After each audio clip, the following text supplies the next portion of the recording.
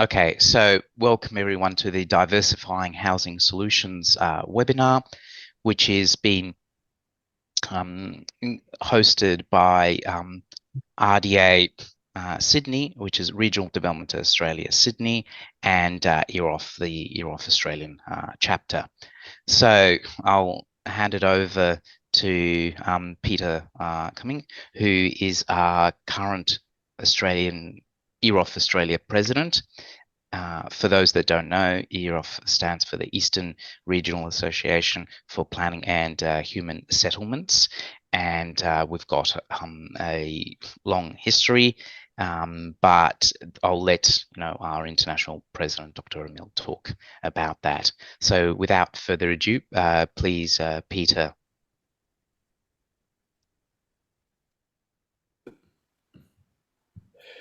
Good morning, everybody. Thanks, Jaime. G'day. I'd like to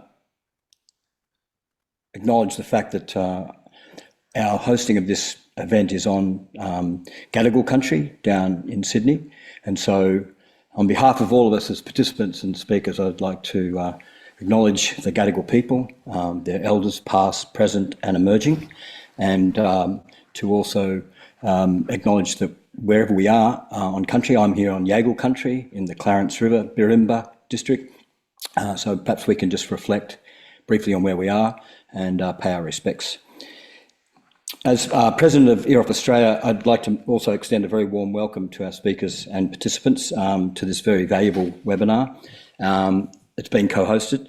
And in this regard, I'd also like to extend my welcome to our International President, Dr. Emil Dadak, and also to our Secretary General, Madam Mazrina Khalid.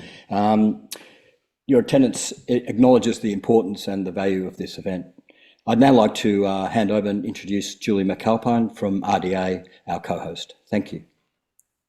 Thank you, Peter. And I too would like to acknowledge the traditional custodian of the lands on which we're meeting, and I too am on Gadigal land. As Peter said, my name's Julie McAlpine, and I'm here today representing Therese O'Dwyer, who is the CEO of RDA Sydney. Unfortunately, Therese is unable to be here today, but I know she and the RDA network are absolutely delighted to be part of this very important debate, and we are here representing the interest of New South Wales and the ACT RDA network. Now, for those of you who don't know too much about the RDAs, well, we are part of a larger organisation and a network that extends across Australia. In fact, there are 53 RDAs. We are funded by the federal government, and our overarching goal is to contribute to the successful implementation of the federal government's Regional Investment Framework, or the RIFT.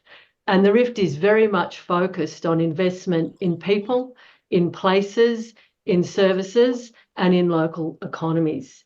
In addition to that, like the other city-based RDAs, RDA Sydney also supports and promotes the interest of the RDAs in their state. And in New South Wales, there are 13 RDAs. Now, our mission is very closely aligned with the government's ambition of no one held back and no one left behind, which is why finding a solution to the housing crisis is so important to us and everyone, obviously, across Australia. We work with a very broad range of industry stakeholders, and we facilitate meaningful engagement with the 3 tiers of government. And this is absolutely crucial to ensure that regional voices are heard and that government and private sector initiatives and projects are really targeted and they add value and deliver better outcomes for people in the regions. We collate a lot of local intelligence, data, regional insights, and this allows us to identify priorities and to leverage opportunities on behalf of our constituents in the regions. We produce a regional intelligence bulletin, and we use this to advocate on behalf of the regions and better connect city-based decision makers with their regional counterparts. Now, finding solutions to the housing crisis is absolutely our #1 priority, and it's a #1 priority of many of the RDAs. especially those that are seeking to attract and retain essential workers. And as you all know, you have to have essential workers in your communities to sustain them.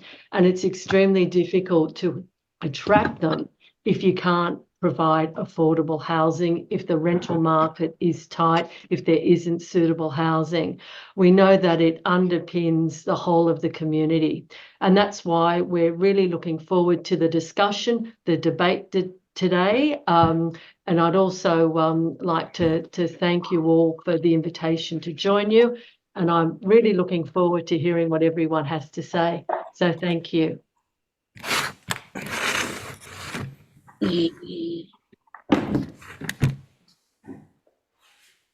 Thank you very much, Julie, for that excellent introduction that really reflects how a collaborative, integrated approach to making our cities and regions more prosperous is directly intertwined with ever-growing issues with housing affordability and why all of this matters.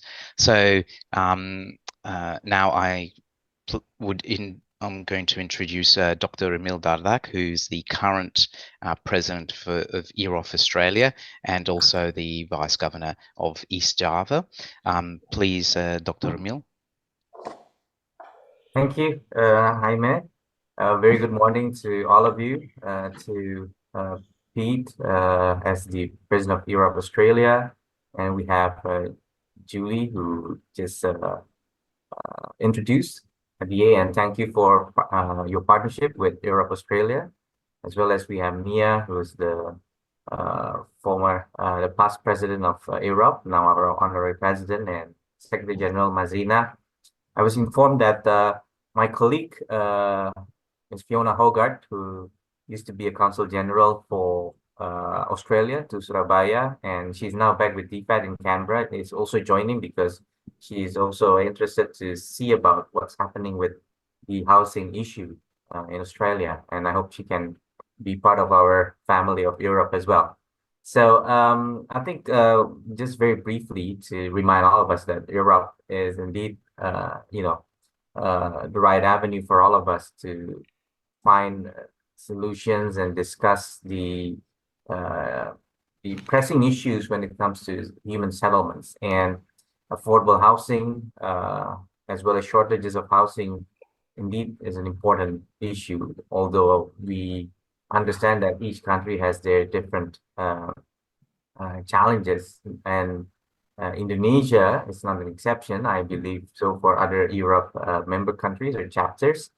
And the issue is somehow, if we have to look at the income of the existing especially the younger generation, it's not only is it very challenging, but it seems to be quite impossible even for someone to dream of having a house. And I think EAROPH participated in the last year's UN Habitat General Assembly. I think Secretary General also attended, and in the executive director of the Habitat at the time,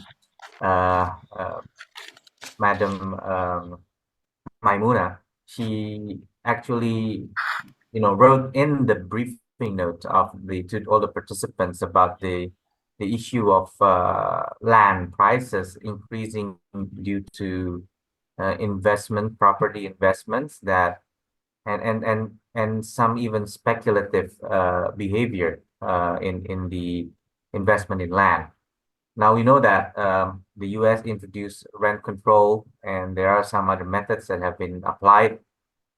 This includes also some alternative methods to finance housing, both through government means and also through other ways of really mobilizing the financial institutions, such as now in Indonesia.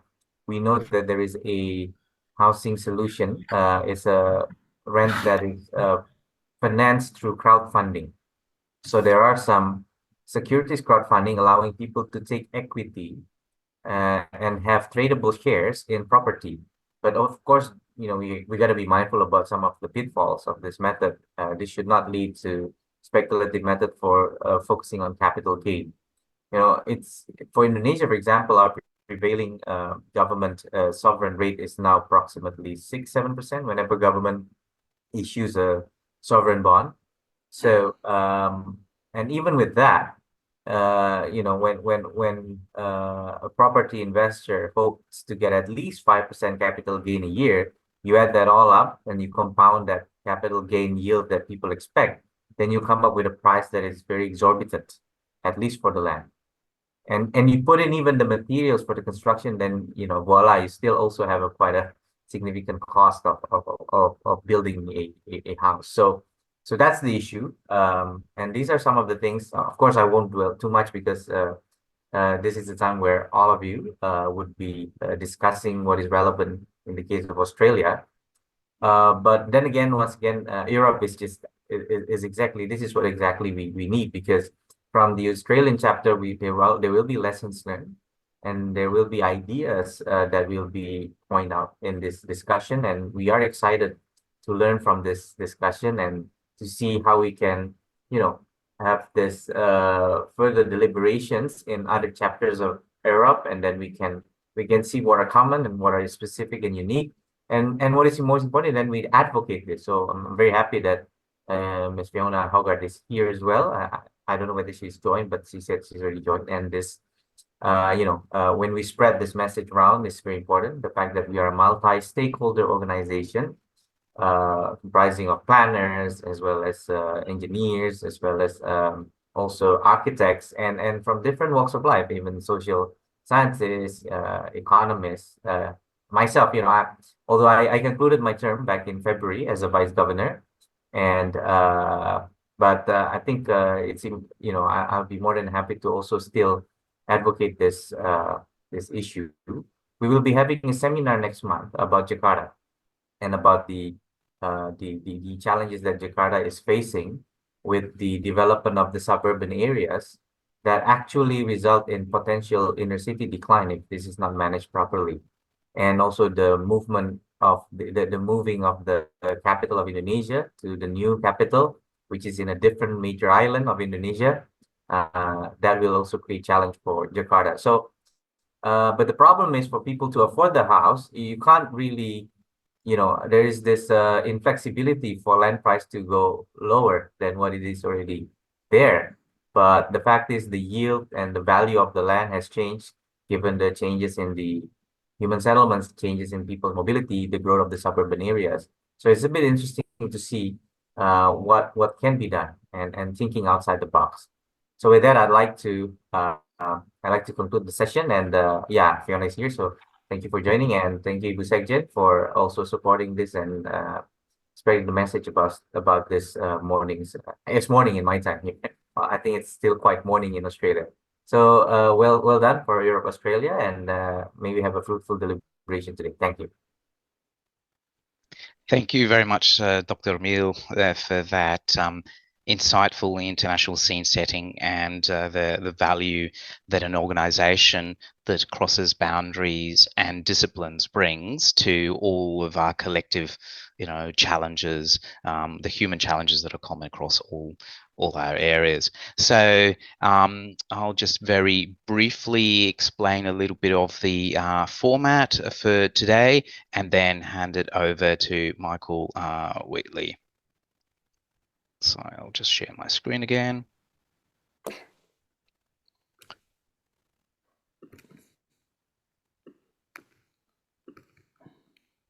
So we've definitely encountered in Australia the reality that housing is a very important commodity, and since the 90s and well into present day, it has been a very useful vehicle for the growth, but that has also meant that people trying to break into the housing market have struggled, and the differential between our incomes and what the median house price is in the major cities, and now also in our regions, has further increased. This is also then extended to the rental market, as we know very well, which is becoming less and less affordable. And also, we don't have in Australia the rental security that you have in places like Europe, or even in the US. This is as well then a reflection of the increasing cost of living pressure. This was accelerated due to COVID and the diminishing of the numbers of people per dwelling, as people wanted to have more private space to be able to work from home. And then the significant immigration we've had of well over 500,000 people. And this then, has compounded the amount of income we have to dedicate to put a shelter, put a roof over our heads. Now, this again is further aggravated by, in terms of the housing continuum, by the fact that the public housing sector has been decreasing as a percentage of the overall share of the housing market in Australia, and it's mean that those people with less disposable income and with less wealth are further locked out of the market. Now, we're here to talk about the housing innovations, both those that come from the public sector and the private sector, and how these can help address part of these challenges. And hopefully not only just in the long term, because we know housing delivery takes a long time, but also within the next few years, as the National Housing Accord, sets the scene for a significant increase in the number of dwellings. Unfortunately, the latest report from the Affordable Housing Council has indicated that the productivity in our housing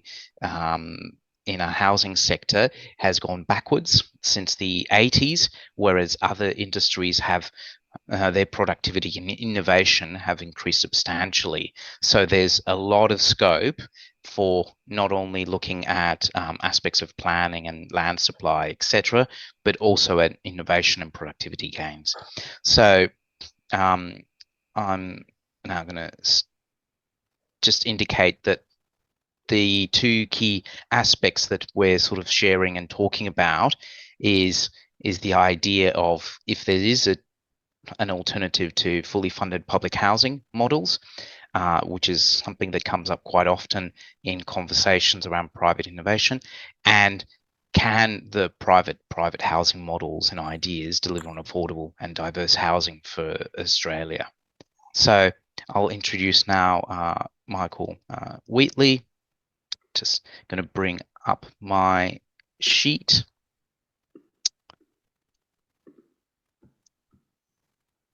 Okay, so Michael Wheatley is the acting head of the housing portfolio for the newly created Homes New South Wales division. Prior to the creation of Homes New South Wales, the housing portfolio was known as the Land and Housing Corporation. In this role, Michael leads the delivery of new social homes and the ongoing management of the New South Wales Government social homes portfolio. So he's excited to bring this vision to the Homes New South Wales to life, and focusing on delivery of many more social homes, providing a better experience to the people who live in social homes, and working partnership with community housing providers to strengthen the social and affordable sector. He has extensive and very impressive experience over 30 years in property development, working for Transport for New South Wales and renewal of transport assets and land in places like Circular Quay, Central Redfern and North Eveleigh. So he had prominent roles in the renewal of Quay Quarter, Sydney, Precinct Barangaroo and Darling Harbour. Without further ado, please, Michael, go ahead.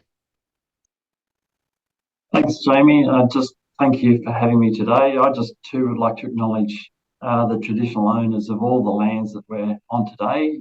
And Homes New South Wales has homes all across the lands of New South Wales. So we always pay our respects to elders past, present and future across all the great lands of New South Wales. So yeah, thank you for having me. I'm just going to share my screen and take you through a short presentation. Just bear with me for a moment. Hopefully this is coming up as the slideshow. There we go. How's that? Hopefully that's all okay. Great. So yeah, so thank you for having me. Homes New South Wales as we're 100 days old. And as we've touched on already, there is an absolute unprecedented housing crisis. 2,000 people in New South Wales are still sleeping rough, and that is a significant increase. And in fact, regional New South Wales has the largest cohort of rough sleepers, at Byron Bay with 348, obviously the City of Sydney, but also the Tweed Valley and Coffs Harbour.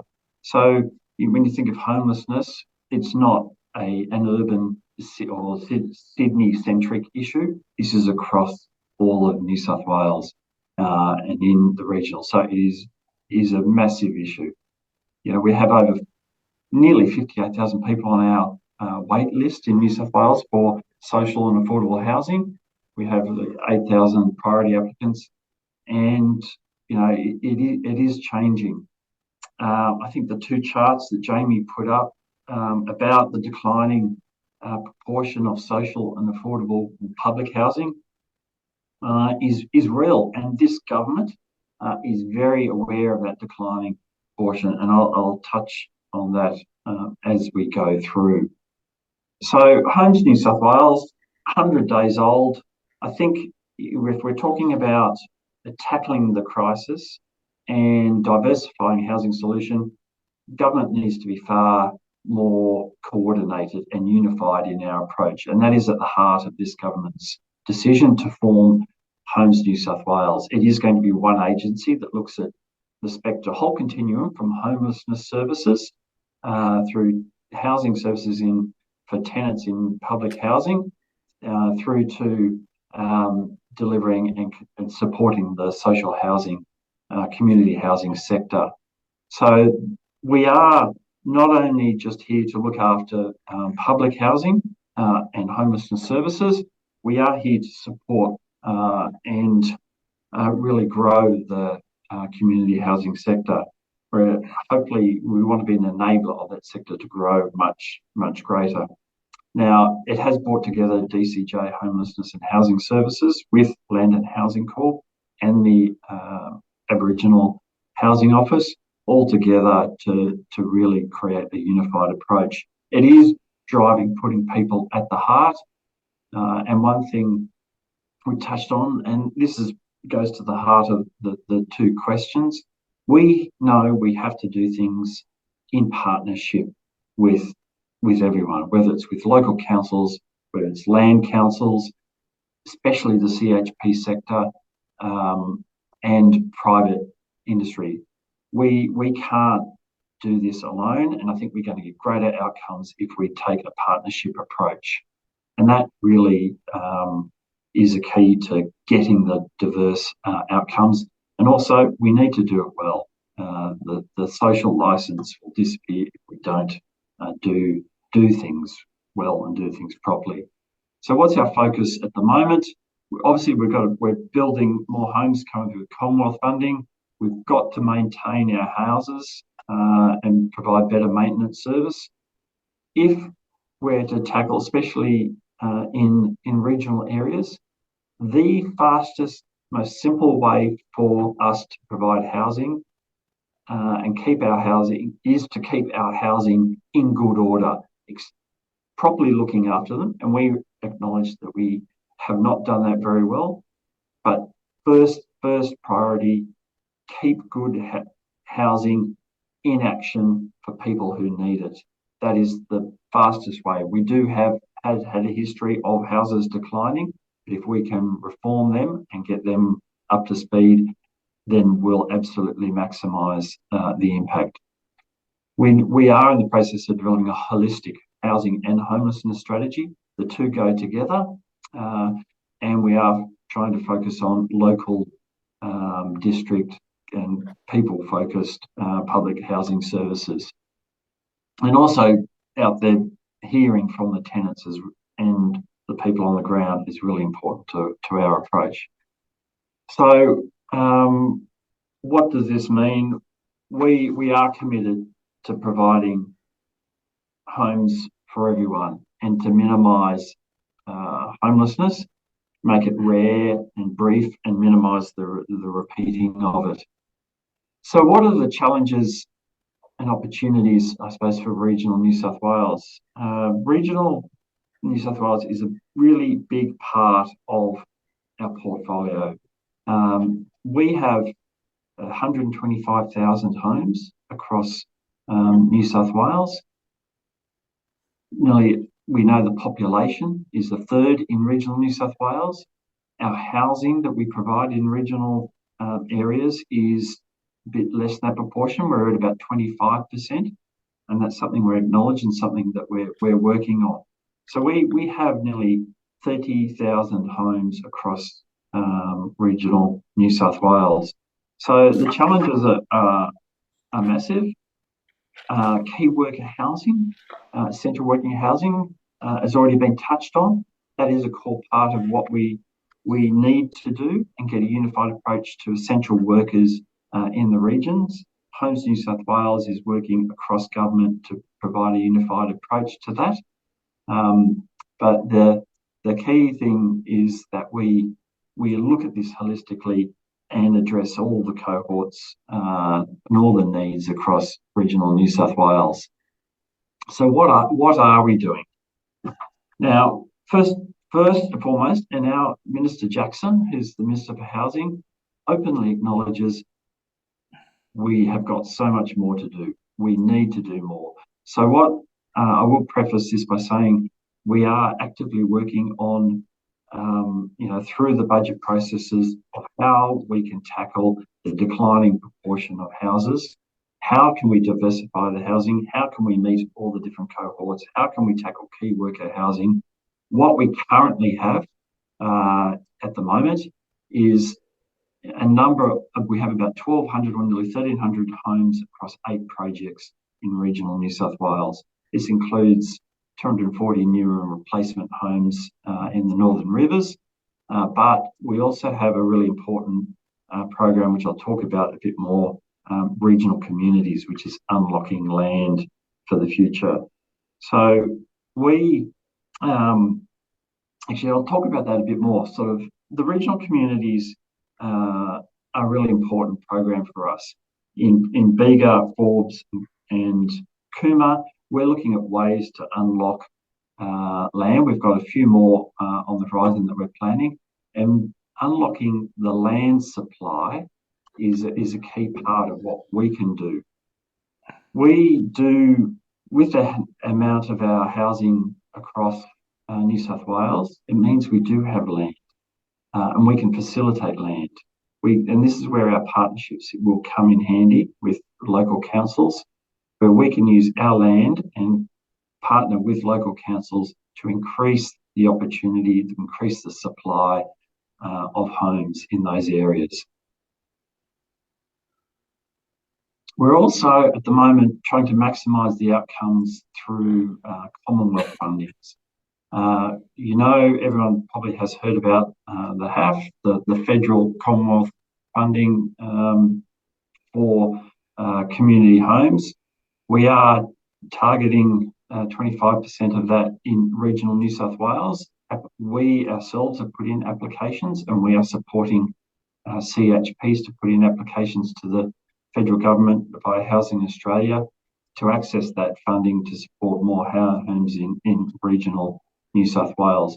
We're also delivering quite a number of homes in regional New South Wales, both social and community housing, and through the Social Housing Accelerator Fund.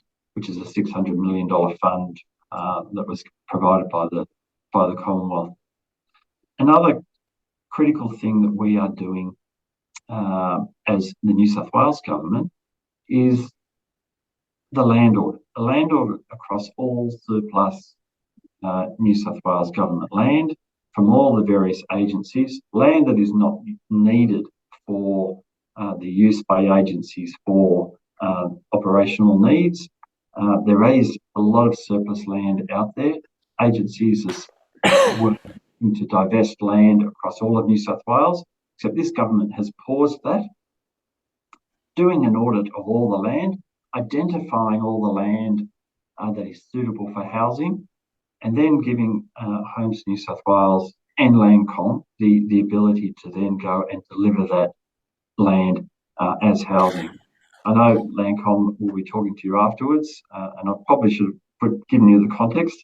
Homes New South Wales deals with the lower end, obviously social, affordable and homelessness, and Landcom is the New South Wales government's developer of market housing. So we work quite closely with Landcom to cover the full spectrum of housing across New South Wales. There is a huge opportunity in this land audit to bring on sites that otherwise would have been dormant or surplus, divested, for Homes New South Wales to partner with people to deliver more affordable options and social options, and for Landcom to deliver more effectively. That is an initiative that is being driven quite heavily, and there will be more announcements about that in the upcoming months.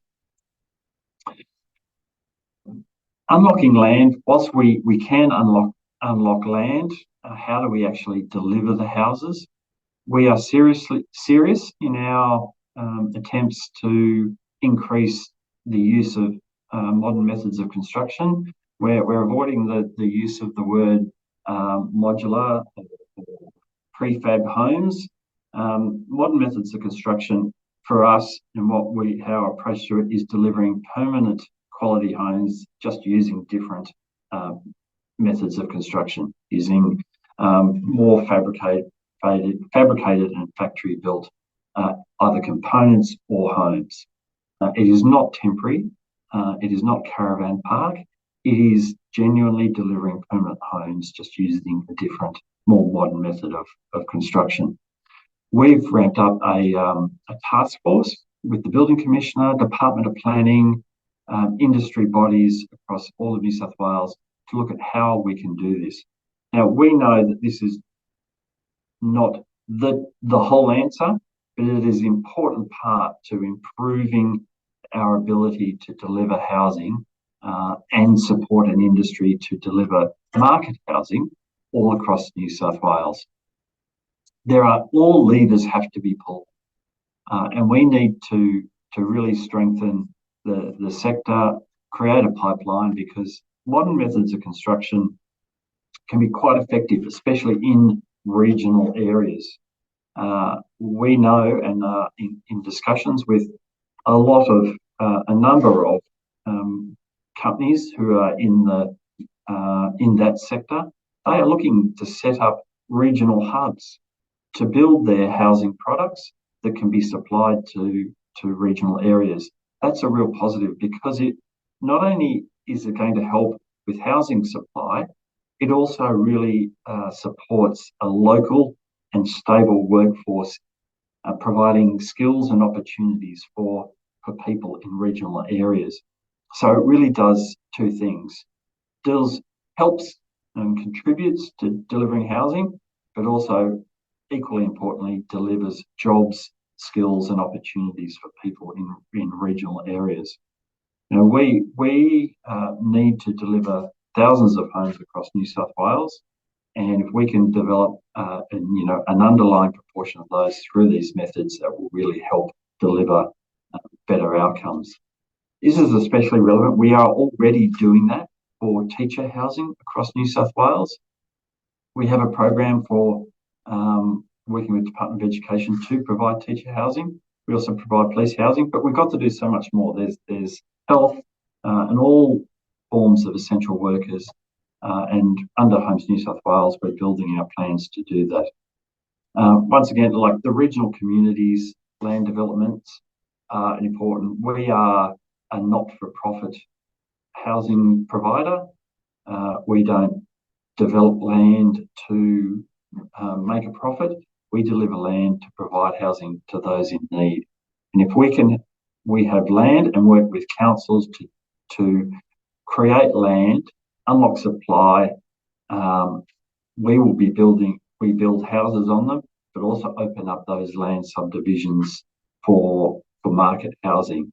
And that's a really key element. And as I said before, we're doing that at the moment in Bega, Cooma, Forbes, and there are a number of other areas that we've had started discussions with local councils. Another really critical thing in terms of partnering, obviously, with the CHPs on our land to deliver housing in these areas. We work all across New South Wales with CHPs to provide them a contribution to actually deliver more affordable housing on our land. And the thing that we've also started to work closely with Crown Lands and all the Aboriginal land councils. So how do we unlock Crown Lands and partner with the land councils to unlock their land?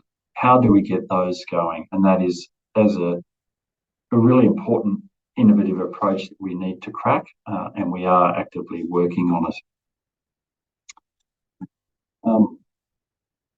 I won't worry about the video. The last thing I want to talk about, and it was touched on, rental reforms. Rental is a really important piece of the whole puzzle. As I said, there is no one solution. You've got to look at everything. The phrase we use, we've got to pull on all levers as hard as we can. And the rental market needs to be strengthened. All the support for tenants in the rental market really do need to be strengthened. And with the appointment of the New South Wales Rental Commissioner, Trina Jones, she has really started to dive into this. How does the rental market really support the provision of safe and secure housing for everyone? And, you know, a survey has come out. She's engaging with the market to look at all sorts of aspects of the rental, what needs to be done, including just survey on the laws, you know, what should we do, getting feedback on issues like no grounds eviction, and getting the diverse views from everyone out there in the rental market. So how do we reform our rental market to give, you know, improve the stability and secure housing for everyone? At the end of the day, and this is links back to Julie's comments at the start, in ensuring no one's left behind, we say it's slightly different in that housing is a human right, and we all have a role to play, especially mainly through genuine partnerships with everyone out there. So happy to take some questions. That's right, Jamie. Yes, thank you very much, Michael. That was excellent and really set the scene. So if there's time for 2 questions, if you want to, you can raise your hand and ask. Otherwise, you can put them in the chat. So.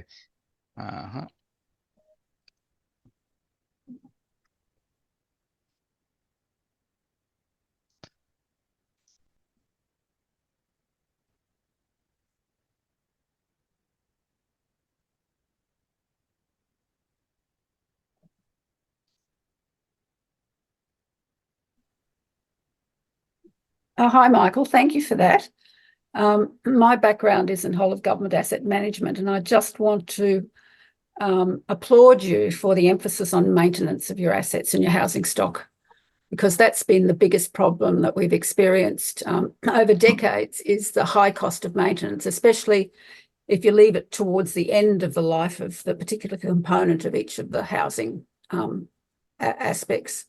I'd refer you to, and I can send you a copy, I think, of a Public Accounts Committee inquiry into housing in South Australia in the 1980s, which looked at the real problem of the post-war boom of housing stock and what happened when that housing stock came to the end.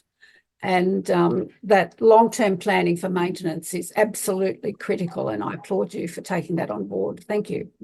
Yeah, it's a really, really good and important call out. And I think that's one of the key things about the creation of Homes New South Wales. Under, previously with Land and Housing Corp, houses were sold to fund capital maintenance, and that was very limited. And so this government is currently working on a proper funding envelope for maintaining or upgrading homes. And that can be planned. We are looking at a program to plan out over the next 4 to 5 years, and that we can really tackle the quality of homes, not just repairing things currently, but a genuine capital maintenance program, because we do have a huge amount of our stock that is getting towards the end of its life. And it is the best and fastest way, most efficient way to keep housing for everyone is to look after them properly, upgrade them, best use of resources.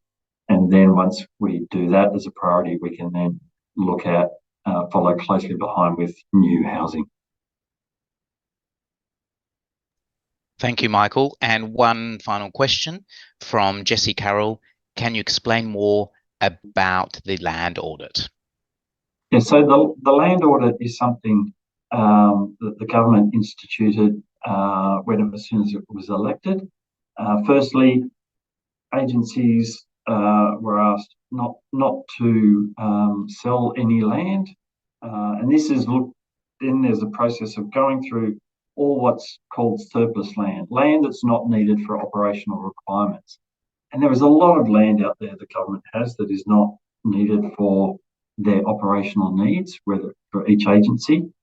And so a process was set up to review, and this is going to be an ongoing process. It's a huge task, and it has started, and already is starting to identify land that can be used for housing. And we are going through that, and I think there'll be hopefully some public announcements about that audit. So it is across all of New South Wales, and the housing, and it is aimed at identifying land the government can use to deliver housing. And that's the important part. It's putting housing first, rather than just selling it off for whatever use it may have. So, and that may include rezoning land for housing. I can't talk too much more about it because it's preempting, announcements and things down the track. But it is a great initiative that this government has previously announced, and will start to deliver housing outcomes in the upcoming years. Thank you very much, Michael. And I know you have to leave, but yes, thank you again for giving us some insights into the amazing work that Homes New South Wales is undertaking. Thank you. Thanks, everyone. Thanks.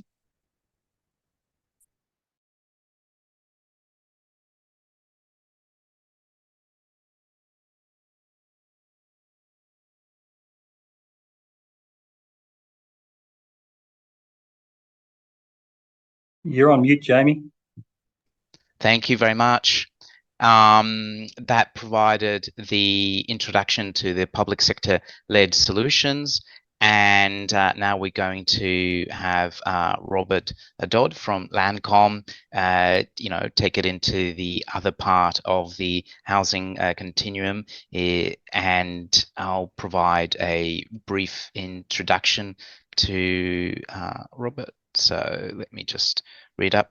Unfortunately, I don't know all of the details of these great speakers by heart, so I have to read these bios. So, Robert Dodd, from Landcom, was appointed the Executive General Manager, Finance and Commerce. Let me just put this a bit better. In May 2018, with this role incorporating the previous Chief Financial Officer position. His areas of responsibility include finance, legal, and IT, as well as commercial operations. Robert has 40 years experience, the majority within the development and construction sectors of the property industry in Australia. Has extensive experience in both residential, commercial, and retail sectors, as well as acquisitions and disposals. Prior to his current work at Landcom, he was the Chief Financial Officer for Leighton Properties in Australia, Lendlease Construction Division, ANZ, and Meriton, Australia, and also Built in Australia. He's worked as senior management positions in toll logistics and operating throughout the Asia Pacific region. He has a Bachelor in Commerce from the University of New South Wales and is a certified public accountant and a member of the Australian Institute of Company Directors. Thank you very much, Robert, for your time, and please go ahead. Thank you, Jamie. Much appreciated. I'd also like to acknowledge, in the spirit of reconciliation, the traditional custodians of the land of which we're meeting. For me, I'm at Parramatta in our head office today, which is the Barramadigal people of the Darug Nation. Let me just share my screen.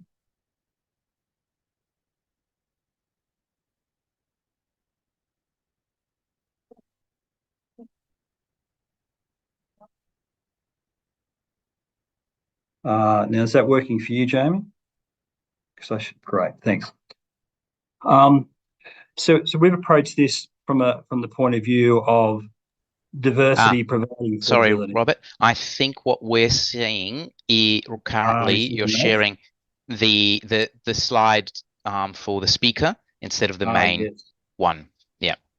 We can still see it, but it's probably just a bit smaller. That's all. Yeah.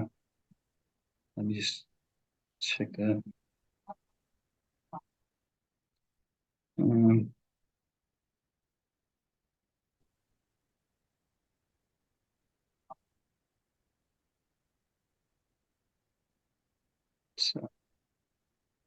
Sorry about this. I'm a Teams man, so Zoom's a little bit new for me. Yes, I know how you feel. It's not letting me go into this. Can you see that now? But it's not in display mode. That's the problem, isn't it? Yeah. So if I may, I was just dealing through the same issue, actually, just preparing myself. Excuse me, go to slideshow at the top. Go, yeah, there. Yes. And then click on resume slideshow. Go to resume slideshow. Yeah. And then it's not changing, isn't it? No, hang on one second. This might do it. Okay. That I think has worked. Jamie, is that working for? Yes, that's working perfectly. Thank you very much. Sorry Robert. about that. Thank you. I've just experienced a new learning as part of this. So thank you very much. Don't touch it. Okay, so what we are as Landcom, we're the New South Wales government property developer. We're a for-profit state-owned corporation. Michael actually sort of mentioned that earlier, and we work very closely with Michael and his team in Homes.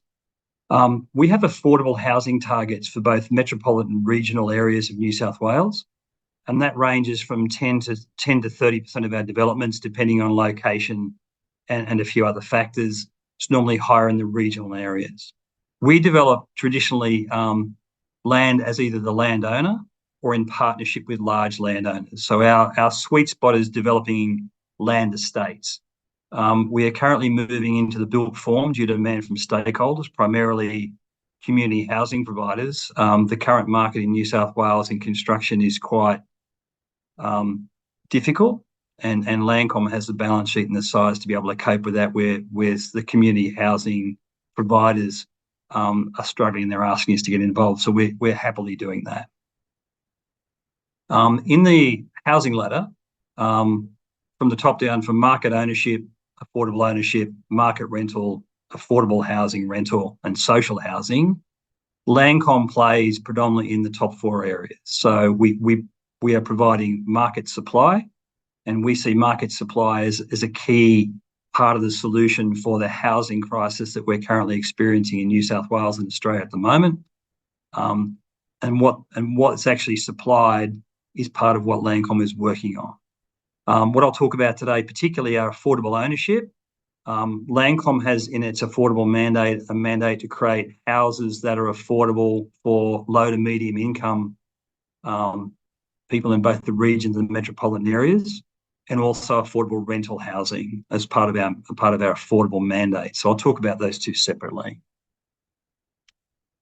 Some of the things we're doing that are different from the perspective of diversity is Landcom's currently undertaking 2 pilot projects in New South Wales for build to rent. Now, what's these 2 projects? One's in Lismore and one's in Bomaderry, which is near Nowra in south coast of New South Wales. This product that we are building is not traditional for these areas. It doesn't really exist in this form, and there is no build to rent as such with one owner in place. This is market housing. It's at a market price. There's a lot of talk in the marketplace in New South Wales about build to rent and Australia, but a lot of that is not affordable product. It's more a luxury product which trades at a 20% premium to rents to make it work for the owners. This is actually market product, of which 20% will actually be affordable. So these units are between 50 and 60 units per block. So with 20% affordable rental housing, which will be managed by a community housing provider. The ownership for these pilot projects is being maintained by the government, which is new as well.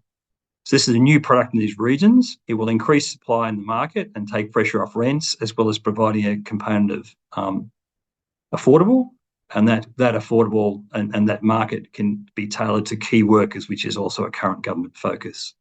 This will potentially roll into a larger build to rent program in the regions, and that's currently with the government for review at this point in time.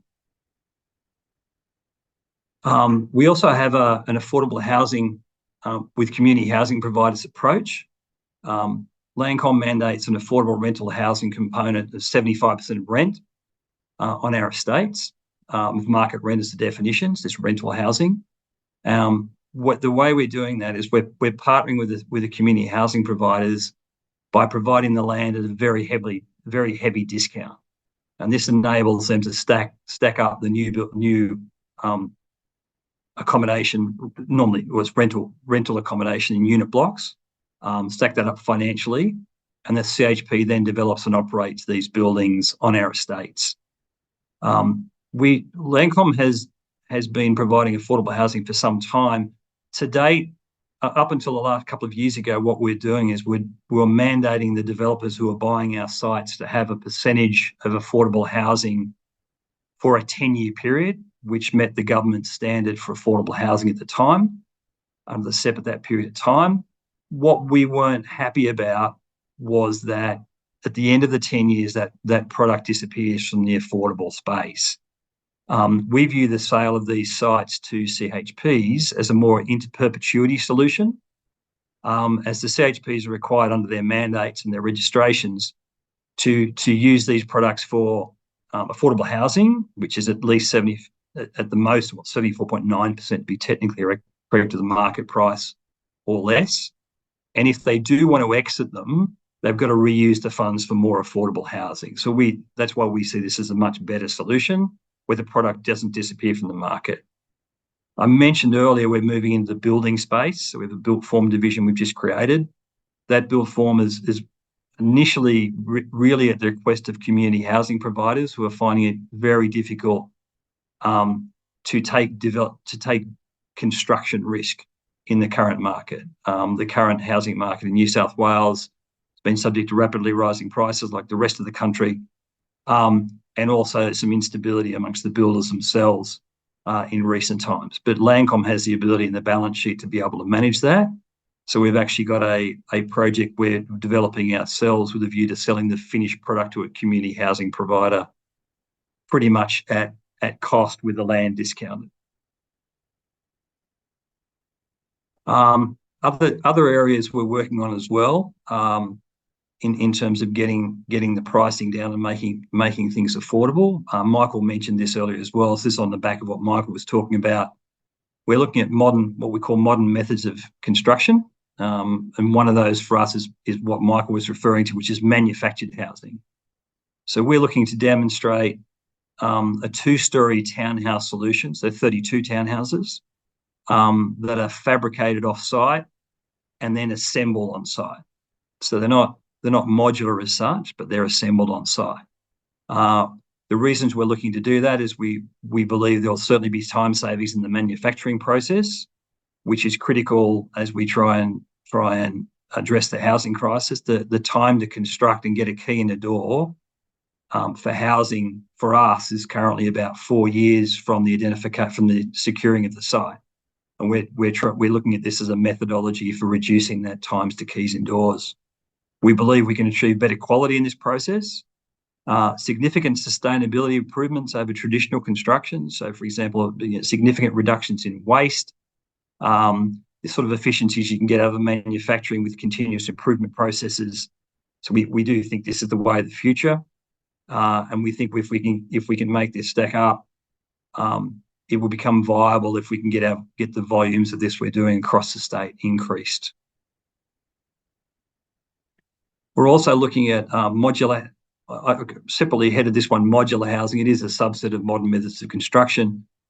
One of the challenges for us in the regions, as I mentioned earlier, is we do 2 types of housing. We do affordable rental, and we do affordable for sale, so affordable ownership. We do a calculation every year based on average incomes, interest rates, borrowing limits, and a few other critical items that generate that people need to have in place to afford to buy a house, and that comes up with a price of a house that we have to get to sell to meet our affordable ownership target. So currently the affordable ownership target in the regions for New South Wales is $573,000. So a couple on a moderate income could afford to borrow enough money with a deposit to purchase that house. The challenge is that the cost to develop the land is about $300,000. And the current average cost for a 3-bedroom house in the regions is about $415,000. So we went to market to look for a different solution. So the construction costs were way too high, and secondly, with a prefab, we were not getting construction costs lower, and transport costs were another issue. What we found was there was a number of suppliers who could meet the price, but then transport costs became our issue in the regions. The solution turned out to be that if we can get a modular house built, so it comes prefabricated in container-sized components, that the cost comes down from about $40,000 to $50,000 to about $6,000. So it was a major win for us in getting the transport costs down. We've identified a supplier who could meet it. The product gets installed so that the house can be provided on site, locked up for $250,000. So with a land price of $300,000, we can actually provide a house that people on moderate incomes in the regions can actually afford to buy. It's installed on slabs or piers. The services are in place. We provide the service as part of the land development anyway. And it's installed with a key in the door in 2 days. The advantages of this solution is that it gets people out of the rental market. It allows the purchaser to lock in the land price. The house actually can be sold separately at a point in the future when the landowner has potentially built up more equity in the project, and they can build again on the site. But they've effectively locked the land price in, and they're on. And we very much see this as like an extra step between rental and full traditional house ownership is what we're providing here. It's also financeable as the land is owned by the purchaser. One of the things that's very popular in New South Wales at the moment is a land leasing model where the land is rented and the purchaser actually only owns the house. That's a very popular model, but we don't see it as a viable solution because it's hard to finance, and the prefabricated houses, there's always the risk that they're going to have to move. So there's a length of tenancy issue with this one, and people aren't actually in the property market as we would see it. So we see this as a much better solution, and one for our regional New South Wales. So they're the things that Landcom's currently working on, to use diversity to create affordability in the market space. And I'm happy to answer any questions that anyone might have.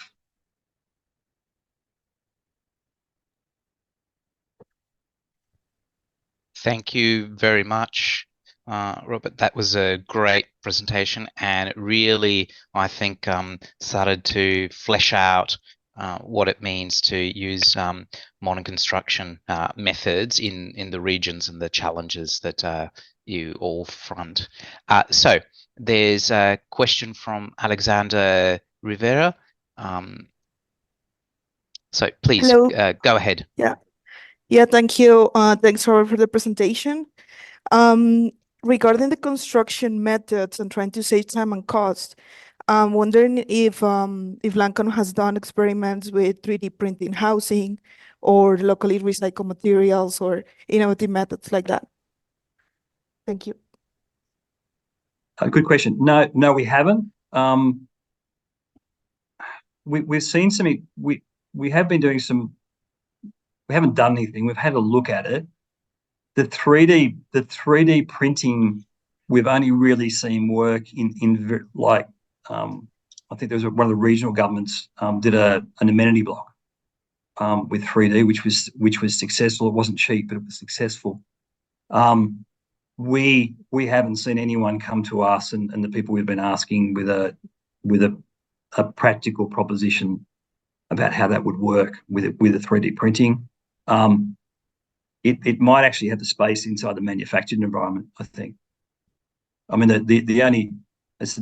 one of the things for solving our regional affordable housing issue was that the transport cost is an issue. If you go to what we call a long wide load in New South Wales, the cost goes from about 6,000 to about 40 to 50,000, just to move the product from the factory, wherever the factory is, to the site, which is overly prohibitive.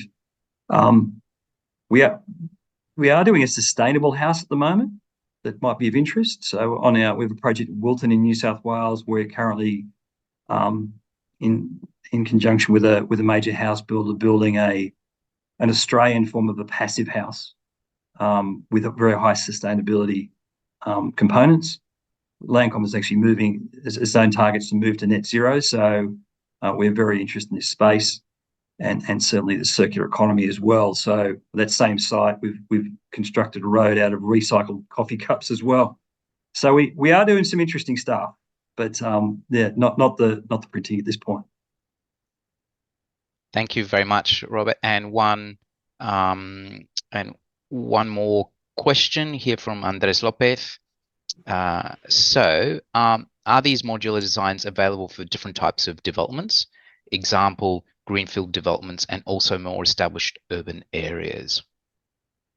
The manufacturer we're talking to is ambivalent who buys the product. We've got a project in Western New South Wales where in our feasibility, we had quite a substantial amount of affordable ownership in our targets to get to 20% on that particular site. We're also building some diverse product as well out there. So we're building a unit block, which doesn't sound innovative, but it's innovative in this town. So when we talk to the local community housing provider about managing that, they didn't actually know what to make of it because they've never had a unit in that town before. And it's a big regional town, by the way. It's not a small town. But that product was common in the city. It's diverse out there, but it's a very good project. Very efficient for community housing providers from a maintenance perspective and an efficiency perspective. But yeah, so to get back to the question, no, not really. The site, that there are probably some slope issues. So I think you can get up to about sub 10% slope on the site. If you've got a very steep site, you couldn't use it. But it does sit on piers. Piers are an option, or a concrete slab on ground are an option with it. We are looking to do it on a greenfield site, but I can see no reason why. I mean, we don't have an exclusive deal with the manufacturer. These products are available. It's really getting them out there and known. And one of the other areas we're working on, I've actually got a meeting this afternoon, funnily enough, with the National Australia Bank to work through how they get finance, because they're a large component of purchase off-site, as opposed to traditional financing, which is you buy the land and then you pay for a third of the house when it meets as it's built. So this is new for the banks. So we're trying to get the banks on board for how they can finance this product.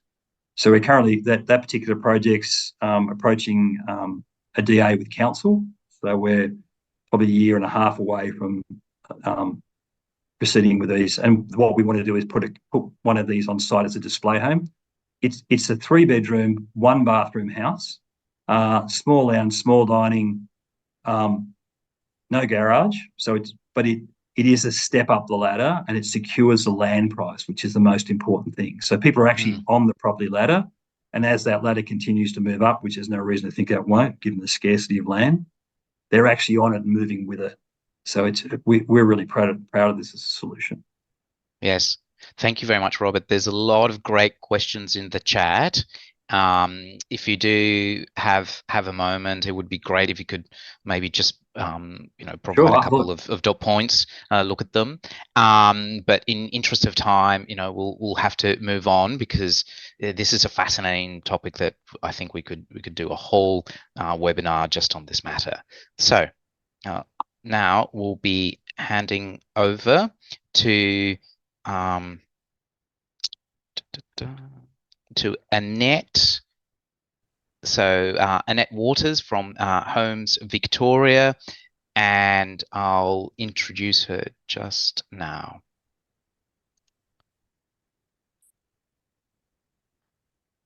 So Annette Waters is the Manager for Affordable Housing Strategy, Growth and Partnerships, Homes Victoria.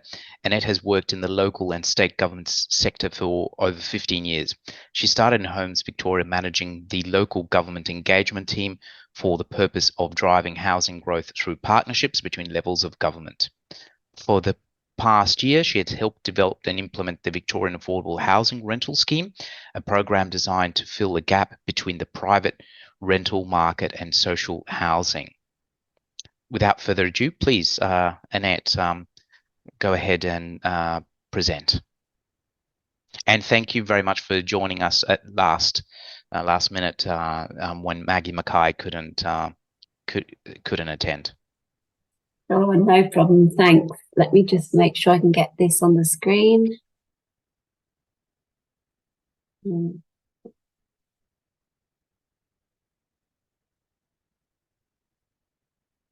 Is that doing the same as it happened before, or is that working? The same as before. It's showing the slides for the speaker instead of the full screen. How did we do that then? Screen. Hide speaker view. I think it had an option there. Okay, let me just go back. Otherwise, I can always bring up a PDF I've done of that same presentation if it hasn't changed. Yeah, it won't have changed. I think it's because I'm usually used to Teams. Jaime, also Alt-Tab works as well. Alt-Tab? Go to slideshow, Annette, at the top there, in the center there, slideshow. Slideshow at the top? Yeah, then you... yeah. Yeah. And then you click from beginning, yep. Right. Not working. Doesn't seem to work, no? No, we still see the full PowerPoint. If you press F5. F5. Mm-hmm. Okay, done that.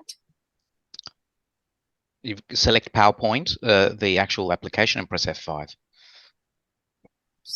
Oh dear.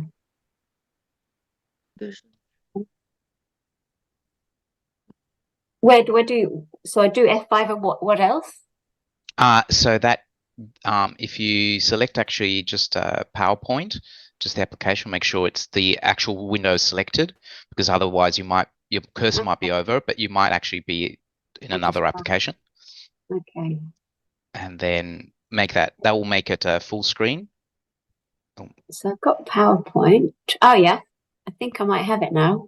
Yes, and then share that. Yes, perfect. That. That's Thank perfect. you. Thank you very much, Annette. Well done. Now, if I move to the next slide, does it work for you?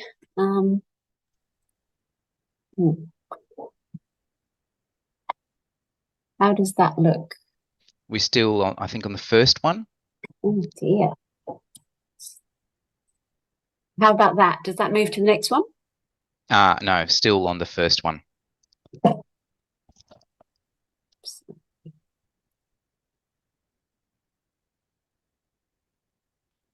You might have to do it your way. I'm happy to open it. This was the one that Maggie sent me just a day or so ago.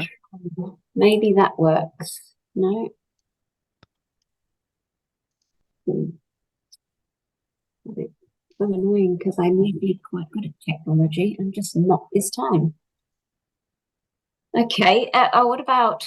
No, that doesn't work. Okay, we might have to do PDF. Yes. I'll share my screen and you can just tell me to then change the slides. Okay, so. No, I can't. Okay, so stop.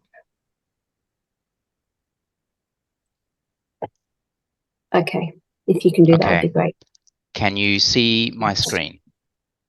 Yeah, thanks. Okay. All right, thanks. Thanks, everybody. So sorry about that.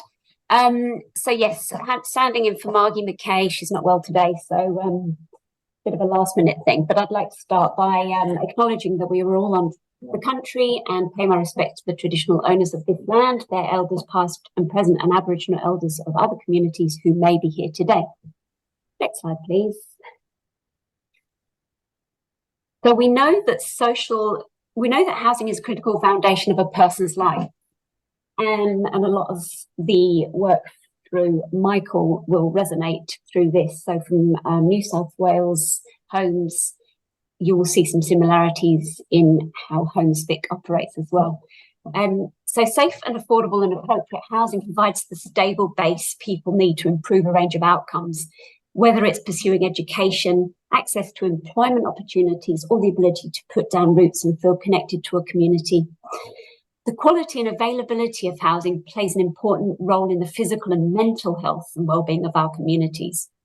We know that the private market is not delivering for all, and government need to play a role in supporting social and affordable housing, given that housing is essential infrastructure to support the well-functioning of our society. Next slide, please. So our cities are facing complex housing challenges. We know there is a huge demand across the housing continuum, and you will see that New South Wales had similar figures to these. From the growing number of homeless people, the large number of applicants on social housing wait lists, and those experiencing rental stress in the private market. Then there's the social impacts of COVID, which has changed the way we think about home, community and work, and how it led to dislocations in the housing market. Regional Victoria is a good example of this, where declining affordability, coupled with a significant decrease in the availability of homes, has left regional workers struggling to find local housing that is affordable. Number 4, please. What do these terms mean? Perhaps you are familiar with all of them. Social housing is an umbrella term that includes public and community housing with a degree of subsidy. Public housing is owned and managed by government. Eligibility for those people are whether they are employed or unemployed, on low incomes, live with a disability or mental illness, or at risk of homelessness. Community housing is owned or managed by community housing providers. They're highly regulated, not-for-profit organisations who often work in partnership with government and often specialise in a particular form of social housing. Affordable housing is something that's growing. It's a broad term at the moment that is suitable for the needs of a range of low to moderate income households, so slightly up the spectrum, and priced so that households can meet their other essential living costs. Next one, please. So what is Homes Victoria's role? It has 5 key areas. We consider it to be the steward and funder of the homelessness and social housing systems, manager of public and affordable housing, and building authority for the majority of government-funded housing in Victoria. And it was set up in 2020.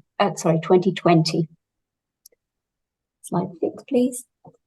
So the investment.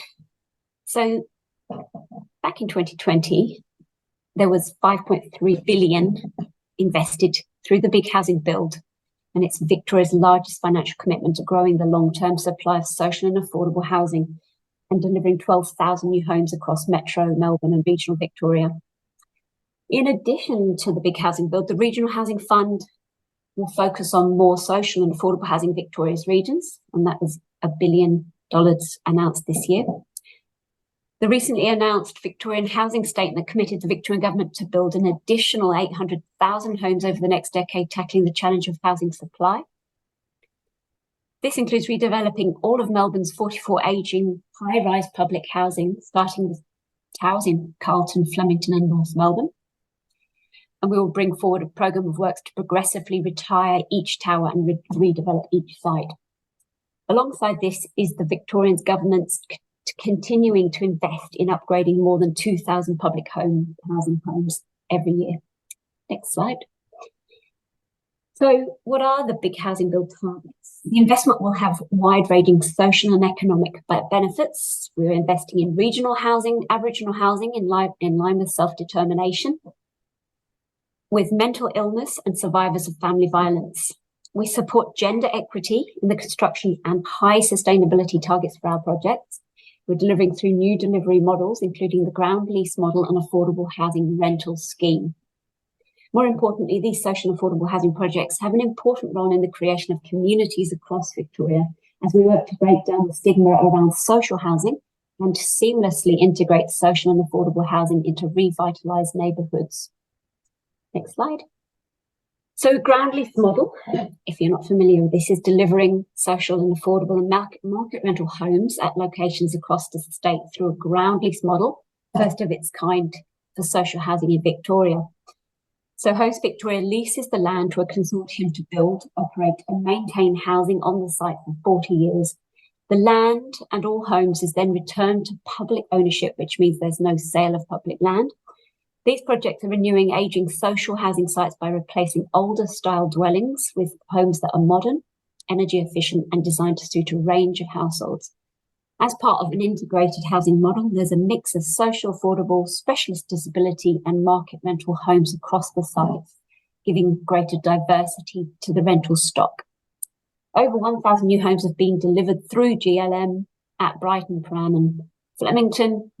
1,300 homes are underway in Ground Lease Model 2, East Hampton, South Yarra and Barrack Beacon. So by partnering with a consortium, Homes Victoria can access state and federal funding options not accessible via other housing delivery approaches. So without this approach, these developments would not be possible at this scale. Next slide, please. So Homes Victoria Affordable. We know that rising rental costs and the reduction in affordable rental properties is significant. The proportion of affordable lettings remains under 15% in Victoria, and Victorian government is delivering affordable homes across the state as part of the big housing build. So this is a new offering designed to provide more affordable housing for Victorians who are being shut out of the private rental market. It addresses rental markets issues such as poor renter experience, biased experience during the application process, and uncertain tenure. This means that renters will have greater security through a fixed term agreement of 3 years plus. Rents are set at 10% less than market rent, and there is a cap at 30% of a median income of the area. all eligible applicants have an equal chance of being offered an affordable home through the ballot process. This was launched in February 23. We've got 6 sites operating, another site in Hawthorn in July. And we have mixed tenure of social and affordable housing on the same site, and sometimes private housing as well. So tenancy management partners include community housing providers with a bespoke system accessible to renters. We've got renter profile data shown on with families, single females, and quite often 40% casual workers. Next slide, please. So people are at the centre of what we do. High quality design outcomes in the delivery of social and affordable housing are informed by our residents and communities, and they shape the direction of the vision for the project, and by Homes Victoria's multidisciplinary design teams who act as informed clients and bring diverse perspectives to the design process. We understand the social and cultural context of the community and the needs of the residents, and we prioritise growth in the areas that have access to public transport, community services and employment. Next slide. So this one is Dunlop Avenue, Ascot Vale, a recent one. 6 months ago it was delivered, using the design principles that inform the brief we provide to our architect.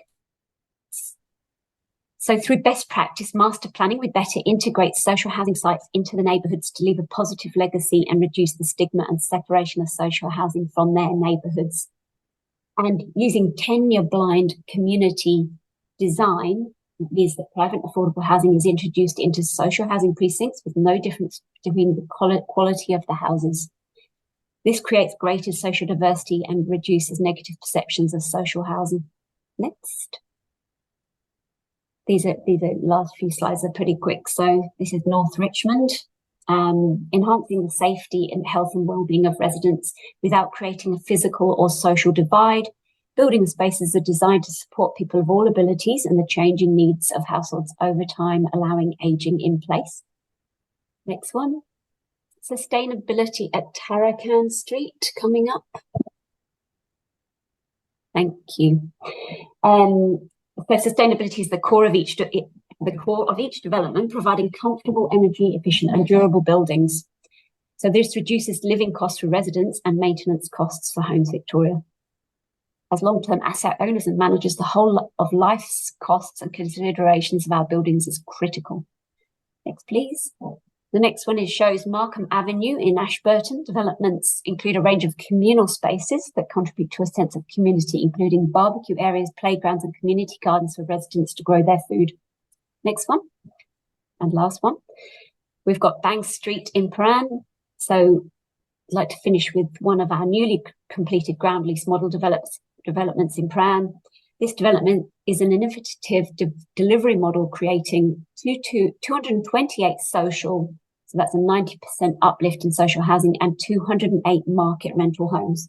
The land is leased for the next 40 years to the not-for-profit partner, building communities including community housing provider Community Housing Limited to manage and maintain while remaining in public ownership. It's a good example of replacing older, end-of-life public housing with modern, energy-efficient homes and achieving a social housing uplift on sites, retaining public ownership through a financially sustainable model.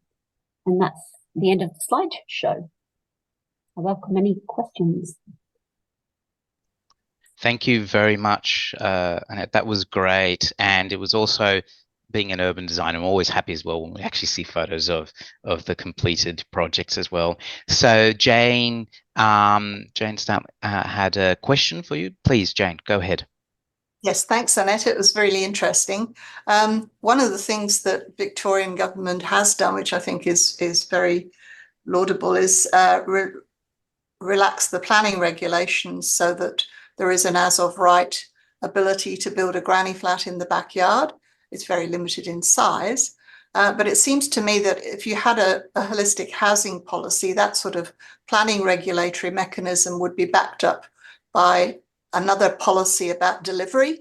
And I think that move has enormous potential to unleash additional housing, but it needs backing with modular housing to overcome the lack of building skills, particularly in regional areas where you can't get anything built for love or money. There needs to be a delivery mechanism that goes with that. And that seems to fall within the remit of your agency. Is that something you're looking at, or do you agree that you should look at it? Yes. So we are looking at all types of delivery. We're looking at exemptions to planning sections. We're looking at the development facilitation program through the housing statement. So we're constantly looking at ways and differences in how we can deliver and the best efficient way of doing that. So yeah, thanks, Jane. Okay, so a question from Lisa Brassington. I'll read it out. Annette, how are your neighbours going with the rate of change in their local area? And what type of community consultations are being undertaken to integrate new and existing residents for community cohesion? Yeah, so I think you're saying the community, are you, Lisa? So how is the community accepting of these new developments? I think that's what you're saying. Yeah, a bit, yes, yeah. Thank you. Yeah. So we work closely with the community. So pop-ups or community sessions or letter drops, all those sorts of things occur. We work with the local government councils to help the community understand how this is working. There is always going to be NIMBYism, and some of the planning exemptions and facilitations help in that space, sometimes for and against for local government, because I have that local government experience. So we do our best to get the communications across to show that these homes will deliver an uplift or a preferable situation to what is currently there. There's some great results coming back from a place near me in Elstonwick, where it's right next to the canal, it's social housing, and it just looks fabulous. So we do our best, but there's always going to be some pushback, of course. Thank you very much, Annette, and double thank you again for jumping in at such short notice. We're going to now have our final public-led solutions presentation with Andres Lopez from Agency for Design Strategy and Marco Cubillas from includesign. And this is a great project because it starts to show how private design and innovation can be applied to a government sort of initiative. So I'll introduce Andres first. So Andres Lopez is an urban designer and architect dedicated to creating meaningful and sustainable environments that people love. He has a particular skill working with the ground plane and how buildings and places connect with their context. He has a deep and enduring interest in how design enhances human relationships, and his approach on city shaping emphasizes collaborative dialogue to enrich connections at every level. So the essence of the work lies in the process and not the final appearance. Marco Cubillas is the co-founder and director of includesign, brings over 16 years of architectural and urban design experience to his role. With a career evenly split between private and public clients, Marco has expertise in diverse projects, including multi-residential developments, boutique houses, senior housing, educational facilities, master plans, and urban regeneration projects. Passionate about the potential of design thinking, Marco focuses on addressing contemporary urban design challenges like housing affordability, which we're all about in this webinar, ecological integration. In his work, he has leveraged innovative design solutions to create inclusive and sustainable urban design. And he's committed to sustainable design practices. So without further ado, please, Andres and Marco, take over. Thank you, Jaime. I'm going to share my screen.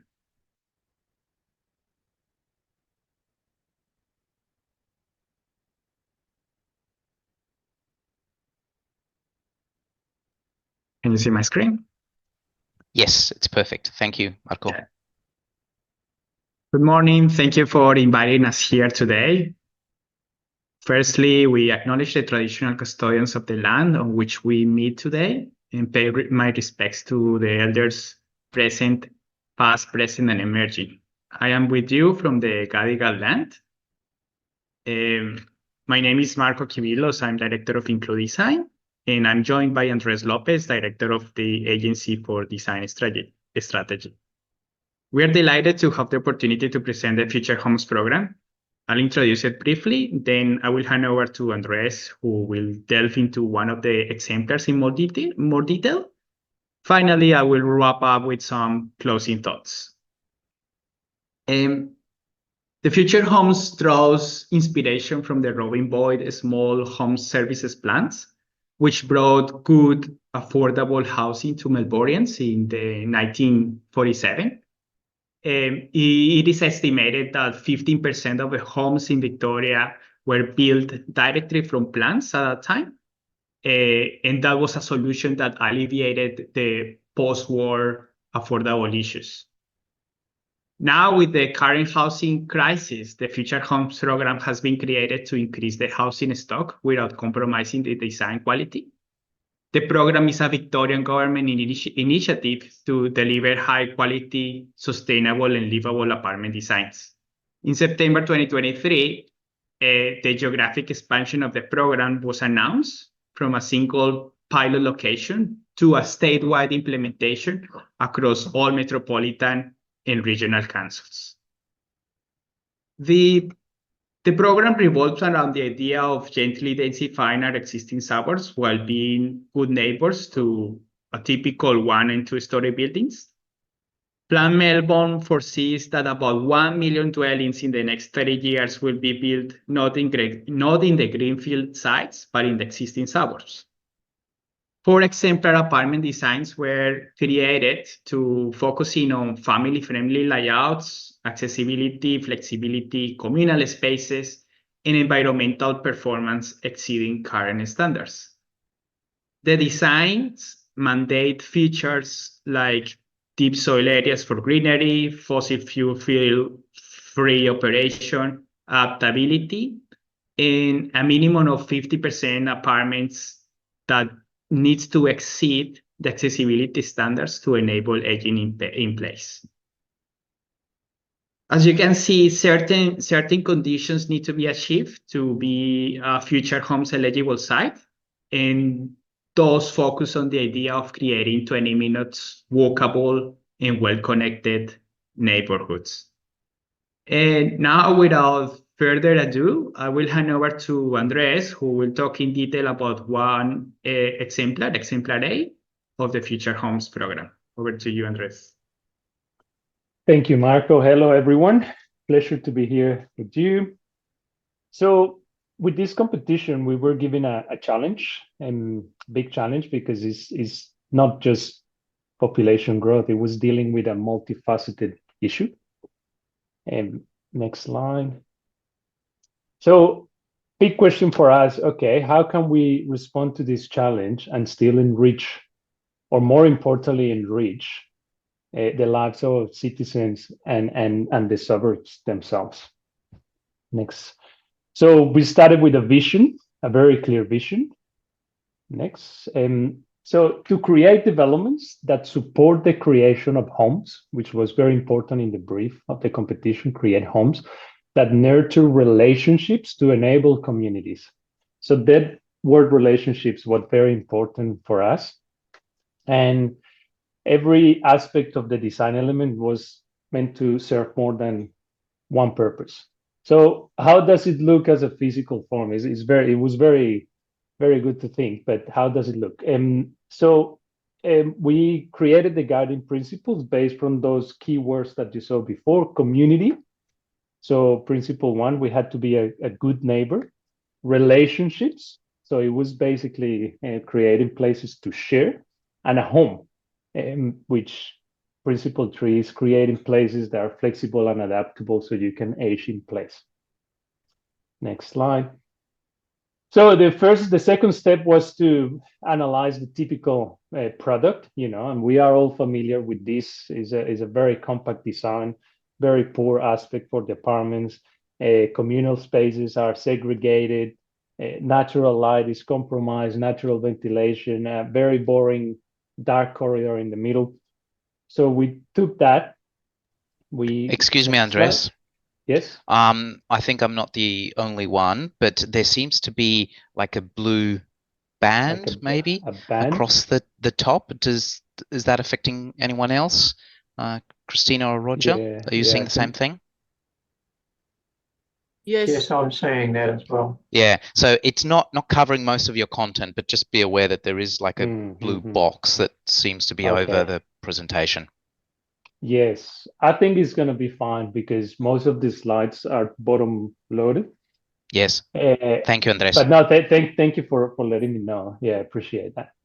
So we took that typical box, we unpacked it and rearranged the contents, and we rearranged it around a heart, a shared space for people to gather, socialize, appreciate. So the communal areas were no longer segregated everywhere. They were pretty much at the very middle of it.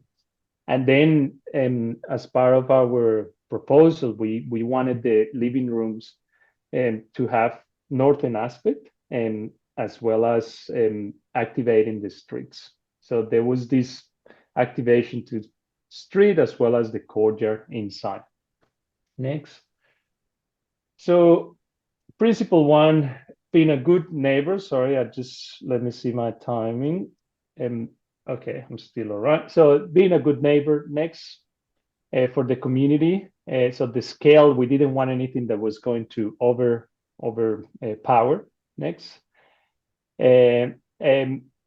So planning still prevails, but things like setback and side setbacks are more performance oriented. Next.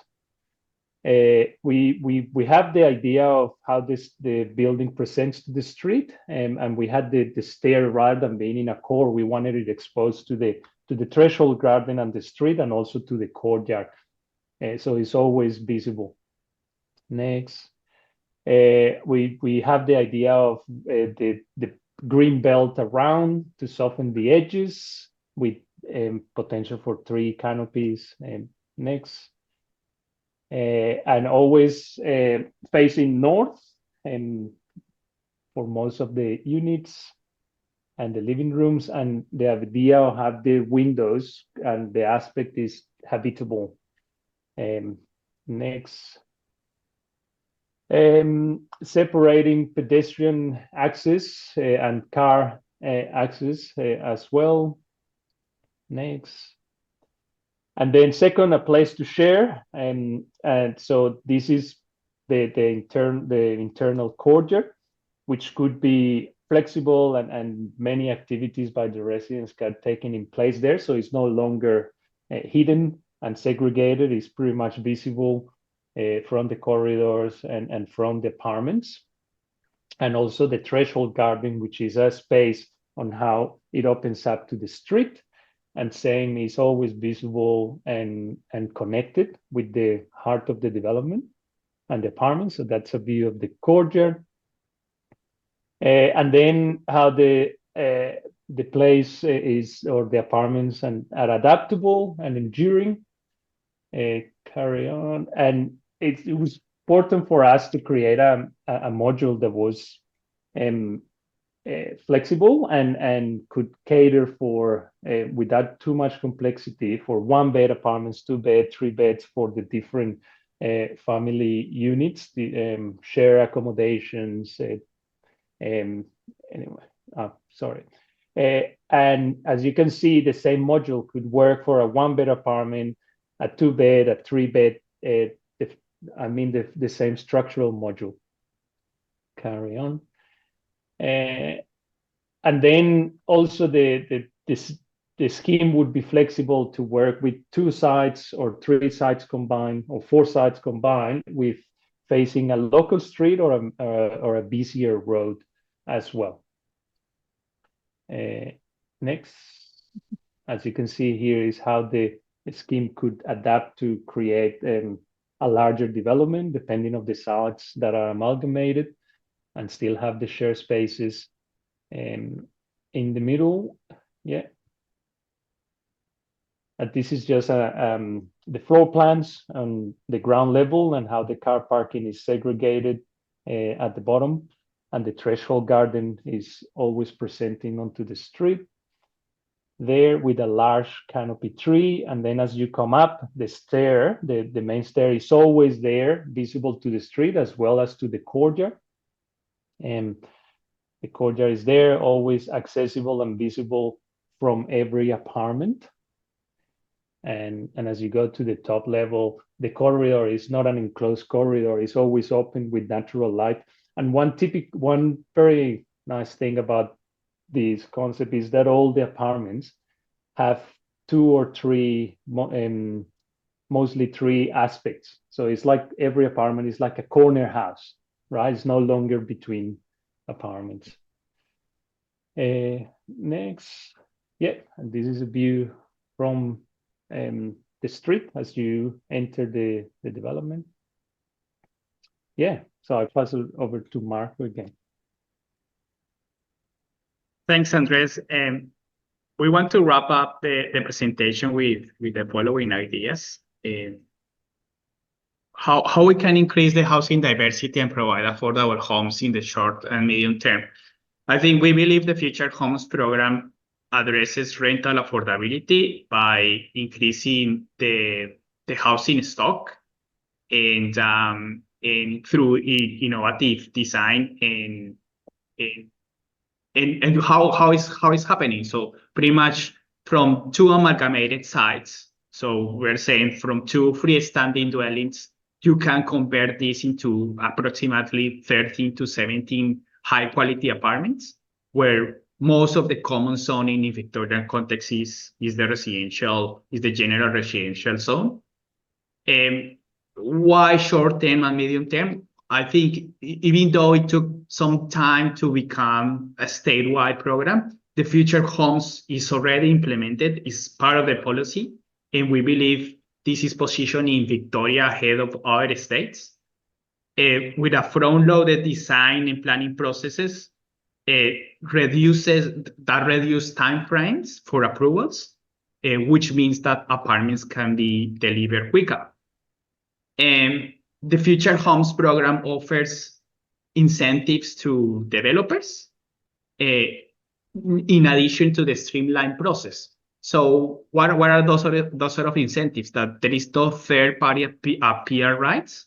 So in a way, there is certainty for the developer that if the design is adapted well, it will result in faster planning outcomes. This is automatic. The slide changes. So there is an estimation that the approval will take half of the time compared to the traditional planning timeframes. So it's giving the developer it's gonna be approved quicker, and there is some certainty. Also, there is some other aspects like the reduction of car parking requirements. So it's 1-to-1, and there are no visitors. There are also alternative delivery models such as build to rent and housing collectives that shift the viability needle towards the positive outcomes, providing affordable housing options without the burden of the land acquisition. Next, the other question is there a private housing model that delivers on affordable and diverse housing? So from our experience, there are non-for-profit housing providers and housing collectives that have reached out to the program expressing interest, where they could potentially hold the stock, and which means build to rent or ownership, making this as a private housing initiative while shifting the viability and affordability needle as an alternative to the typical build to sell models. And also we we truly believe that the future homes model could be applied to other states. Based on the previous presentations by Landcom, this could complement the ambitions of the modern methods of construction promoted in New South Wales to increase the housing stock with a streamlined planning process. So this is the end of our presentation. Thank you. Thank you very much, Andres and Marco, for that excellent presentation and showing how design, together with development, construction, and planning, can also be part of that solution. And it's always great when someone can quote and can bring Robin Boyd back to life. So that's always a plus. Okay, we have time for 1 or 2 quick questions before we go to a 5-minute break and then start the private sector solutions. Anyone?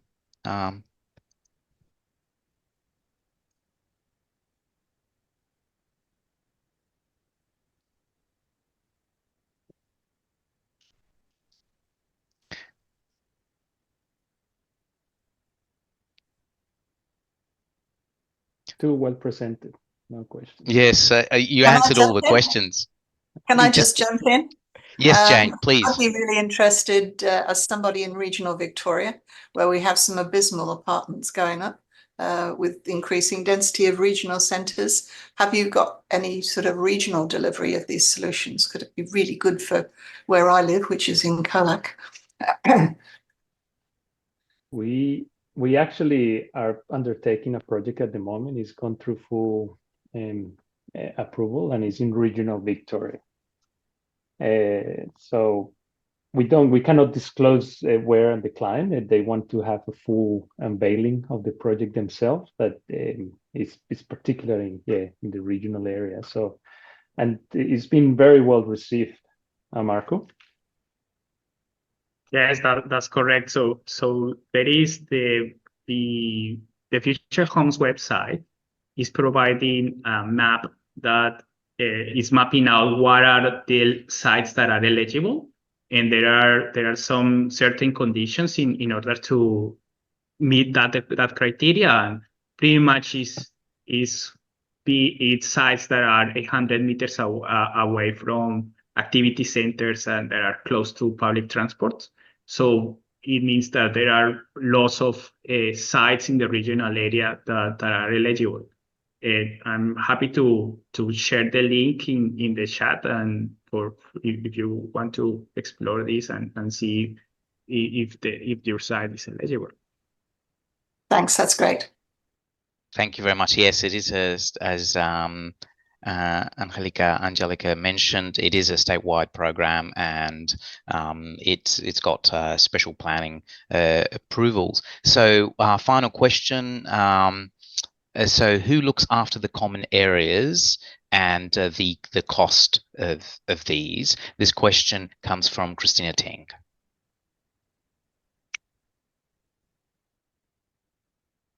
So it will depend of the where this is a strata title, and this is divided within the residents, or if it's a housing provider who is gonna take care of the communal areas. It will come up to who is owning the properties and how the communal areas could be looked after.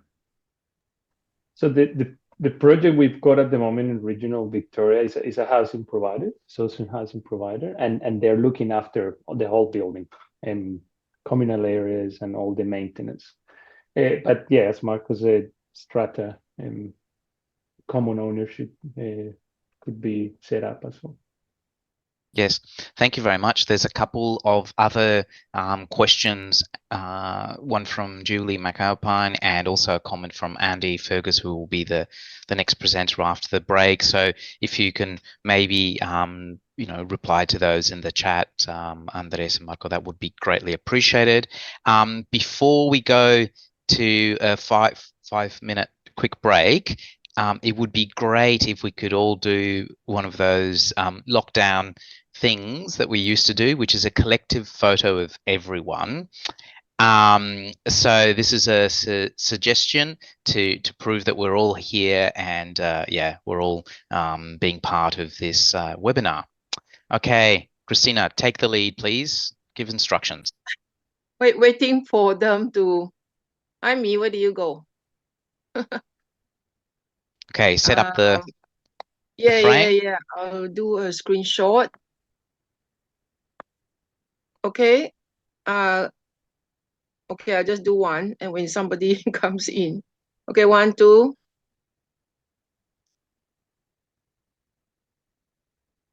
So everyone, please turn on your camera if you haven't. Yeah, somebody haven't turned on.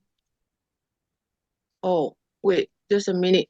Green screen.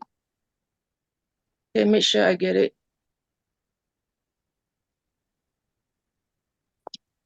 Sorry, guys. Oh no, what happened? My smile is going to freeze on my face.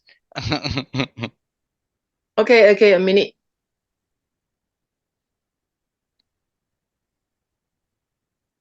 Okay, there are two pages, 2 views, so I need to take the other view.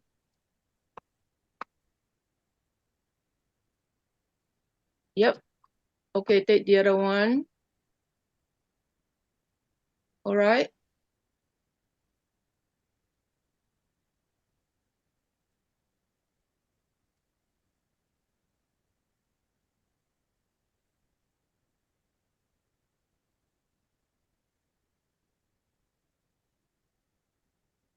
Okay, time for the break. Thank you, everybody. Thank you very much, Christina. So if we get back here at 11:45, and then Roland from EAROPH will be taking over the emceeing duties for the section of the privately led solutions. So 11:45, please. I'll put the break screen up right now. Thank you very much, and see you back in 5 minutes.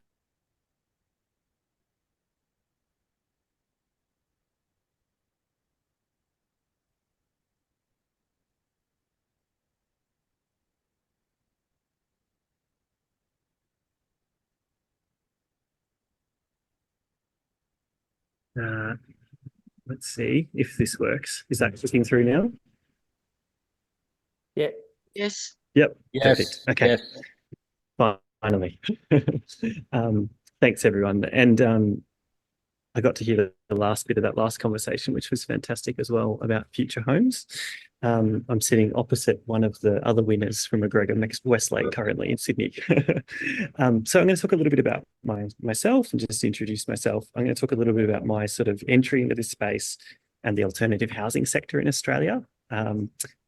Just a little bit of a flashback to what we once had in this country, to not forget that we did have a functional housing system at a point in time, talking about other systems that are sort of inspiration for me, and then really situating Assemble within that as well.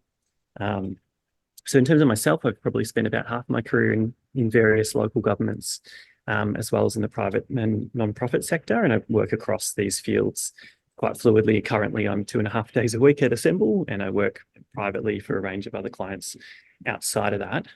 But probably like Jaime and some of the others on this call, I come from this sort of hybrid background of both town planning, urban design and architecture, and work very much between these scales, but have been very sort of fascinated over the years about sort of, if you call design a symptom, what is the cause, and how do you think about the models, the land economics that set up opportunities for alternative models or more equitable models to flourish. So in terms of my work, I've worked with the City of Melbourne for 6 years on sort of design policy.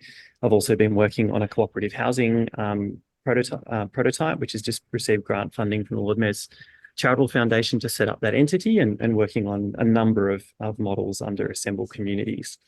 And this is something I've been very much working on through trying to understand the gaps that we have in our current housing market. So if we think about our traditional housing sectors being principally sort of public, social and premium and or market, really have become quite fascinated in these models that are emerging in the sort of private market shared to rent, shared equity, these models that are sort of ethical property developer models like Nightingale, where there's still a profit, but there's sort of different profit motive within that around sustainability, as well as sort of Assemble and other sort of models that have emerged. But this diagram is one that really crystallized this for me. I'm not sure how many of you have seen this, and if you haven't, happy to sort of share a link to it. But it's something I continually return to, even though I did it about 7 years ago. And there's a few errors in it, in my view. But really just a way of understanding, if you go from kind of highest profit sector to not-for-profit or highest subsidy dependency, where on the tree do these models sit? So sort of working back from models I've studied in Central Europe, North America, Japan and Australia, really trying to understand, who owns the land to begin with in the city? Is it leasehold? Is it freehold? Is it private land to begin with? Who is the sort of proponent of the project? Who's initiating the opportunity? And then working through to the models that sort of come out of that and understanding, things like Baugruppe in Berlin was perhaps pre-2016 a really interesting phenomena, but very much is an ownership model. People can sell out and make profit out of that. So, that very much still sits in the kind of higher sort of income brackets in kind of contemporary setting. Whereas we get down into cooperative rental, we drop down a rung before we get into the sort of subsidised sector. So I won't dwell on this too long, but just to say it's a sort of useful resource if others are sort of interested. It really came out of this misuse of terms, people confusing co-living, corporatised co-living with co-housing. We had completely different worlds, people using the term cooperative in sort of ways, not fully understanding what the sort of cooperative governance truly means in terms of projects. So yeah, this article that accompanies this piece hopefully sort of sheds some light on these sort of different models. But really for me, starting in this space, as an urbanist, I became really fascinated in looking at what we once had, and the likes of Peter Murray's and others, Ellen Kohler, have sort of written about this a lot in recent time. But I'm really fascinated by the different reasons why we had the housing sectors that we did in that sort of post-war era. So first of all, we see this kind of, extraordinary plummet in terms of public dwelling sector commencements in Australia from the sort of oil crisis onwards in the early 1970s. And then we see Commonwealth expenditure on housing dropping off a cliff, but then peaking a little bit under the social housing initiative under Kevin Rudd. But this is a kind of longer term trajectory that mirrors Canada, a lot of the US cities like New York as well, within the Anglosphere, where there's been this large scale divestment in the sort of public sector. But it wasn't always the case. And I think the thing that's often misunderstood about these models, so the HCV or the Housing Commission of Victoria, if anyone has realised all their annual reports are now online, which are fabulous documents to read. It's all sort of laid out bare. And if you take a look at their annual financial reporting, you'll see a solvent, growing, formidable organisation. And what's kind of extraordinary, and there's a little quote here in the side, these organisations did not just provide housing for lowest income people. Their purpose was provide any housing supply and to provide it with the right sanitation, with hot water, with appropriate plumbing in slum clearance areas. I remember in Collingwood, there was up to 40% of homes did not have a floor for all of the surface area of the dwelling. There was dirt floors, there was, old wash stations out the back. So the focus was on supply of healthy and sanitary homes. But they sold land, they developed industrial land, they built shopping centres just as they rented accommodation. So their balance sheet had the internal cross-subsidy within this organisation, allowing them to grow. And in the late 70s, when that was stripped off them in a number of stages, and they became only able to provide for the sort of lowest income groups, is when we started to see our system falter at large and really lead us to the situation we're in now. But I like the South Australian Housing Trust as a contrast to this, because it's the opposite. I'm not sure if anyone's aware of this, but when the SA Housing Trust was set up in 1936, it was set up by a Liberal government. It was set up to depress the price of labour, because if you had cheaper housing, your labour costs would be lower, and it would underwrite a competitive labour market for international manufacturing. They basically synthesised the conditions for their automotive manufacturing sector by housing design. So if we look at the reasons for these, their job was not to provide just low-income housing, it was part of it, but they had larger public policy, in this case, industrial policy purposes to why they were set up.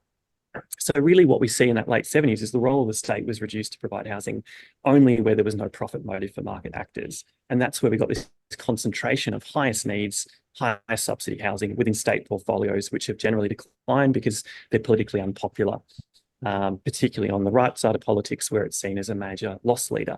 But we shouldn't look at our public housing sector in that way. We should understand that the cross-subsidy used to be internal. We just outsourced the profit component of it when we stopped building. So really what we see is in a lot of these high functioning systems around the world, social housing systems are underpinned by internal cross subsidy. And I'm going to run through a couple of examples of this. So City of Vienna, 71% of people in Vienna are eligible for social housing. That doesn't mean that the city has low incomes. It means that they provide for a broader bandwidth of society.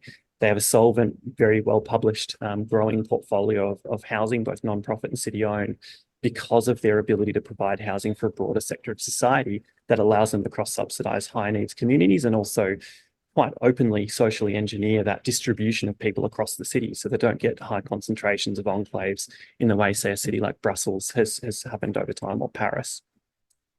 We can contrast that with Zurich, where they took a really different approach in the early 1900s, where the cooperative sector emerging out of building societies and unions really began to be a significant player. 20% of housing in Zurich is provided by the Baugenossenschaft or cooperative housing sector. And they provide perhaps, not at the lower end of income, some do, but they very much are providing for that kind of moderate and upper end of low income bands in the city and really underwriting the sort of economic competitiveness still of Zurich as a city that otherwise is sort of run by suits and bankers. But then we get this sort of, we're frozen here. We get a sort of really different model in the Netherlands, where the Netherlands outsourced to a housing corporation. So rather than having state-owned housing in the early 2000s, the housing corporation model emerged. You see organisations like Woonkoop or Havenstede providing housing, and there's significant players in urban renewal. So if you walk around a large urban renewal precinct in Amsterdam or Rotterdam, you'll see these housing providers building a really broad spectrum of housing, from lowest income to starters or sort of, young families, all the way up to market housing. And so they're able to be quite entrepreneurial because that it's cross subsidies occurring within their portfolio. But it's a different model to Vienna. You've got much more of an outsourced kind of arm's length sector who has to very much stand on their own 2 feet. And then Singapore, of course, is the one that we find it really hard to compare to, because it's a misunderstanding of Singapore to call it a welfare state. It is an entrepreneurial state. The super system that Singaporeans pay into underwrites their housing sector, both in terms of production, but also your costs of housing. So 77.8% of people in Singapore live in HDB housing. You have an unbelievable kind of contribution of HDB and controlling development within Singapore, but it's premised on this broader public policy strategy of housing being a key part of that sort of economy and stability of the society. So this is the sort of broader setting, and I wanted to really set that scene, because I'm not here to be a boosterist for the market replacing government. I have very little interest in that conversation, but the market has absolutely a role to play in the spectrum, and a really important one. And I think Assemble's a quite unique example within this space. So you've probably already talked a bit about BTR, but just to sort of demystify the term that's only been created in recent years to describe a financial asset class. Essentially, it's a kind of catch-all to describe large-scale deployment of capital in intentional medium to long-term rental buildings oriented towards more stable returns rather than a in-and-out 3-year development cycle, high-risk, high-profit. But also we need to be aware that BTR is premised on scale. If people talk in terms of tranches of capitals or tranches of capital, or dwelling sizes, a minimum 200 dwelling per project. So at the moment, according to PCA last year, the average BTR project scale is 320 dwellings. So these are big projects. These are not future home scale, nice small scale communities. They have very large pieces of kind of urban transformation. But what we're seeing is this kind of over-representation of sort of high growth luxury market, sort of aspirational asset class in Australia, as opposed to these kind of long-term stable moderate income where there's a higher concentration of societal need. And actually, if we look at the US BTR sector, we'll see a lot more representation in the bottom category, as opposed to what I would call the kind of Shoreditch or Williamsburg model of high class kind of millennial build to rent targets. And in Australia, that's quite inevitable. But Assemble has very much set themselves up to cater to this type of market. So Assemble started in 2016 as a fairly regular developer in joint venture, and over time have changed corporate structure a number of times to become suitable for large-scale super fund deployment, first with Australian Super and now with Hester. So very much taking a small-scale prototype of sort of developments of 50 to 70 dwellings, and then really showing that delivery potential up into projects of, I think we've got 5,000 projects in our pipeline, but with third-party developers, there's probably another 10,000 sitting in that pipeline, under half. So this pilot project in Clifton Hill really set up the framework for what then became the first built to rent to own model. So this is a model that's delivered for 5 years as a rental project, provides consistency of rental for tenants moving in, allows them to build a deposit. So it creates a pathway to home ownership. And this project was finished almost 2 years ago now, and is starting to, residents are starting to look at how, what their next moves will be in terms of purchasing within that development in the coming years. But really, I wanted to press this point. So if we look at the kind of housing supply continuum, Assemble's focus area is very much in this kind of joint venture with community housing sector. So Australian Housing Choices Australia are a partner in JV with Assemble on a number of projects, but very much looking at that kind of moderate income void in the middle. So perhaps bottom end of high, upper end of low and moderate income. And the thing I want to press here that is not replacing public housing, it's not replacing transitional or crisis housing. There is a huge role for that sector. But the decision has been to look at this much more stable sector with a range of 3 different housing models that target those in different ways. So I'll just show one example before I sort of wrap up, just to give you a bit of a flavour of Assemble's jump in scale. So this is a 365 dwelling development in Kensington. It's directly opposite that prototype I showed you before. 2 architects, 5 buildings, very much scaling down. So not this kind of hotel concierge stuff we see in BTR of everyone coming past someone with a purple neckerchief and saying hello. This is about autonomous living in a rental community and having your own building, smaller scale within that. So very much a piece of the city, no resort gated facilities or pools, very much just good kind of, Central European inspired housing. So public laneways, arcades, and a series of distinct smaller buildings. This is a sort of central public link that runs through the site and divides. You can see those stairs that are expressed out. So you see each of those kind of lobbies, and then central common spaces are really animated within that. Those common spaces are publicly accessible. So you can see on the left here a plan of one currently under construction.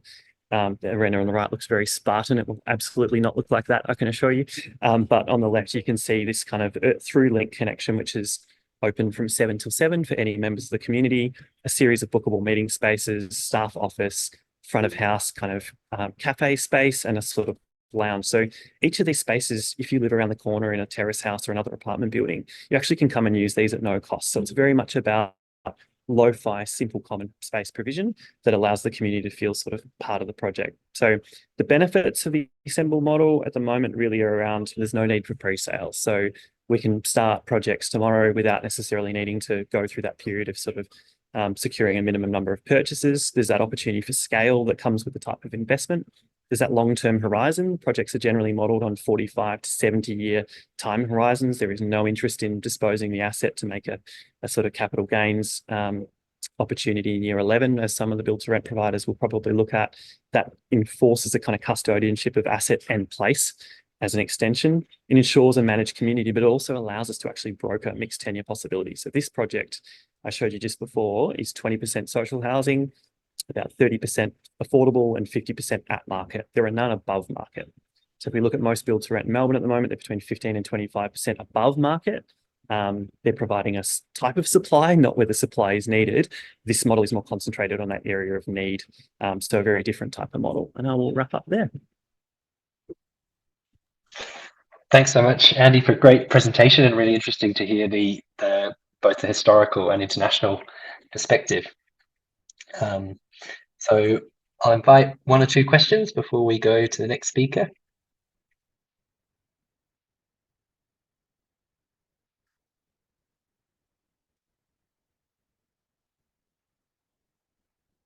Questions for Andy?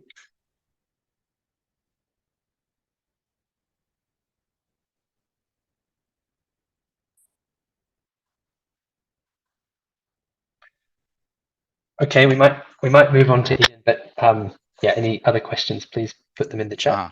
From Angelica. Can you expand on the time for a renter to become an owner? Yeah, so there's probably important to note, I showed 3 different models. So there's this Assemble's joint venture community as a social housing and market rent built to rent. So that project I just showed you, there is no opportunity for ownership. It's a 60-year ground lease. It's a rental building for the life of the asset. The first building I showed was a build to sell, the sort of Clifton Hill example.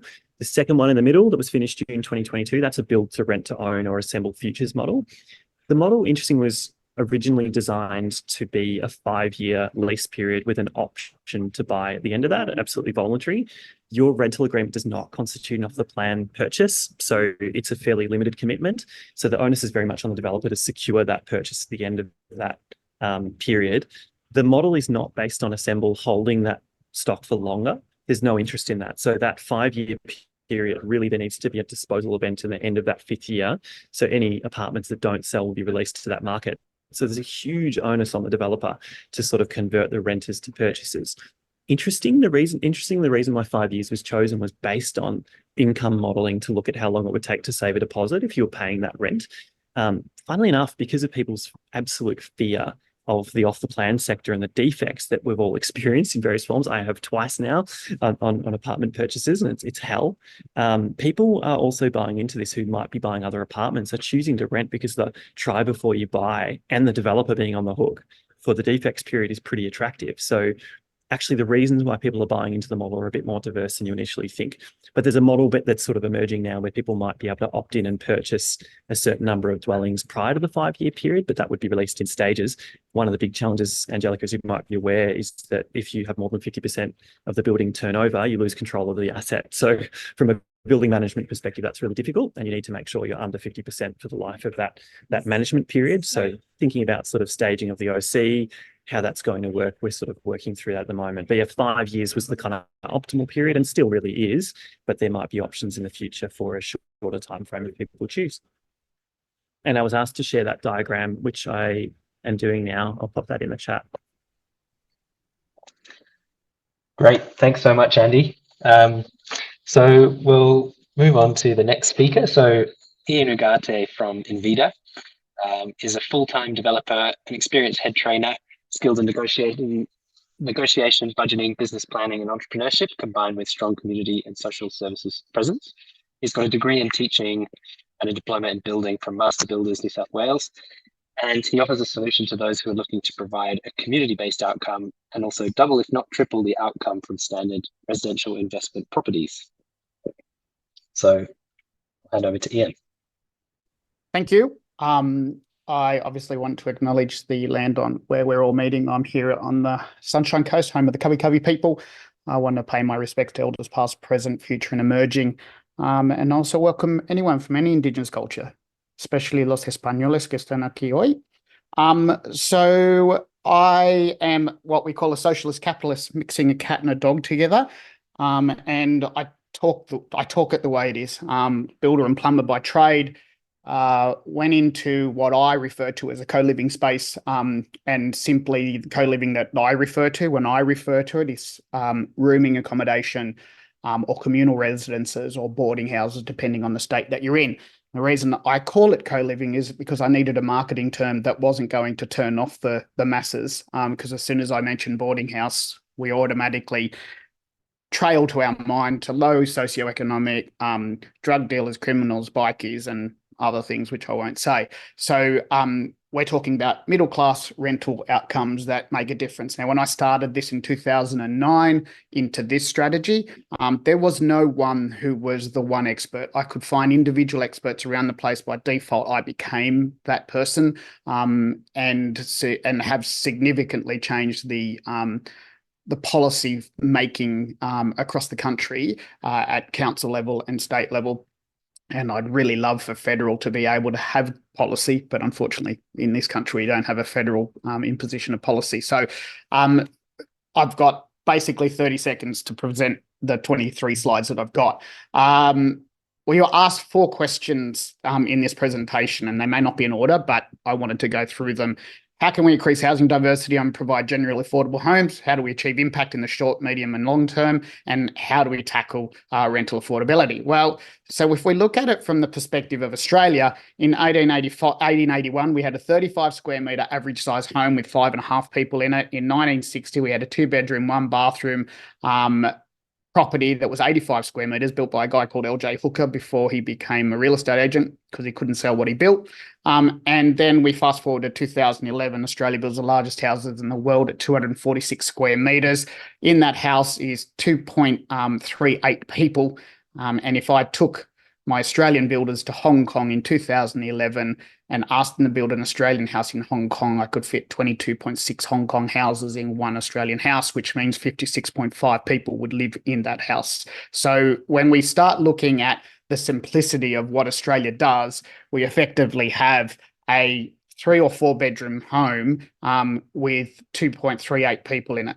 And this is the problem we have. Now, I'm going to simplify it right down. A lot of people say, well, it's not as simple as that.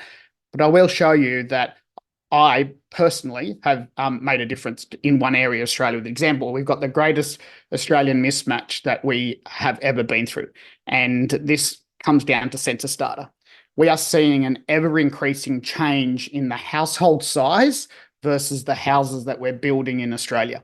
So I came across this by default and by accident about 15 years ago when I started looking at census data, and I saw the trend 14 years ago by looking at the census data from 2011 to 2006, and I saw a change in the amount of people in a household size. So as just to give you reference to that, previously, in my first marriage, 4 daughters, a household of 6 people.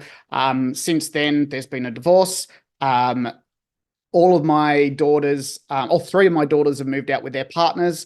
And then we've got 1 daughter that goes between myself and my ex-wife. So out of 1 household, we now have 5 households. So we went from 1 household of 6 to 5 households of 1 or 2 people.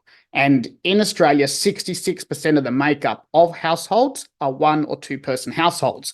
Whilst at the same time in Australia, we have almost 82% of all new housing being built are 3+ bedrooms. So we've got 66% of nearly 70% of Australia being singles or couples looking for stock that's being built or provided, which is 3, 4 or 5 bedroom houses.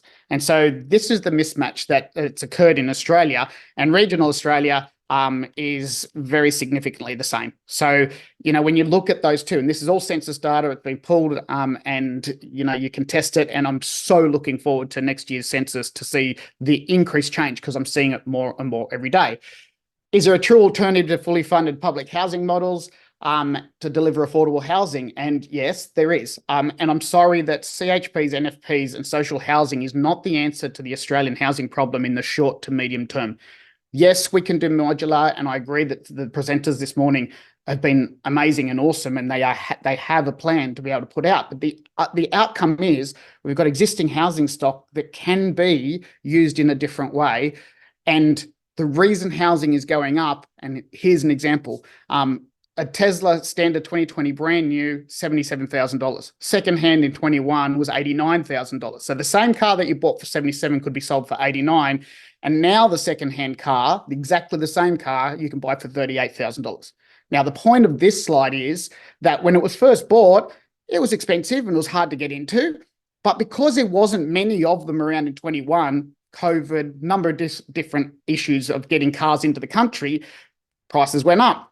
Now, every second car that we're looking at is an electric or Tesla car, which means that an oversupply has now lessened the value of this. Yes, so I've had depreciation and all the rest of it, but if we took it on its real value, it'd probably only be worth $60,000 if we didn't take depreciation to schedule. This is what's happening in the housing market right now.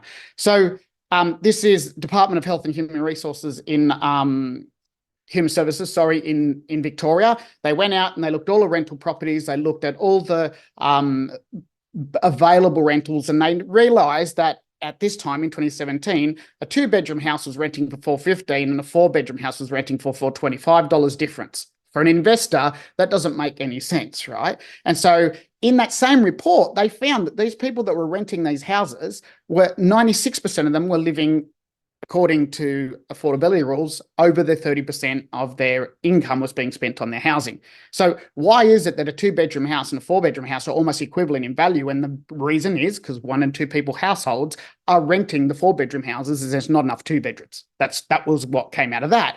However, there's unknown, unused policies across the country that I stumbled upon by default. Longer story. If I had 3 hours, I'd tell you about it. But effectively, a landlord that's getting, maybe 400 a week is now going to get 800 a week because they can do something in their house legally to be able to create more front doors. Effectively, turn that 1 4-bedroom house into 4 or 5 front doors, which means right now we can make a difference for the 69.5% of singles and couples around the country that need somewhere to live, who can't afford to get into the housing marketplace.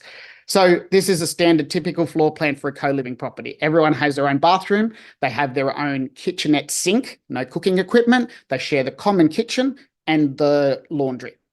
And I'm going to call it the way it is. Policymakers don't like this, but effectively what we're creating is a legal studio outcome within a house so that people can live in their own space. They can mingle if they want to, but generally what happens is people pay their rent, they stay in their own space, and they live happily at a reduced rate, 1/2 to 1/3 off their normal weekly rent if they had to rent a 2, 3 or 4-bedroom home. So think about that.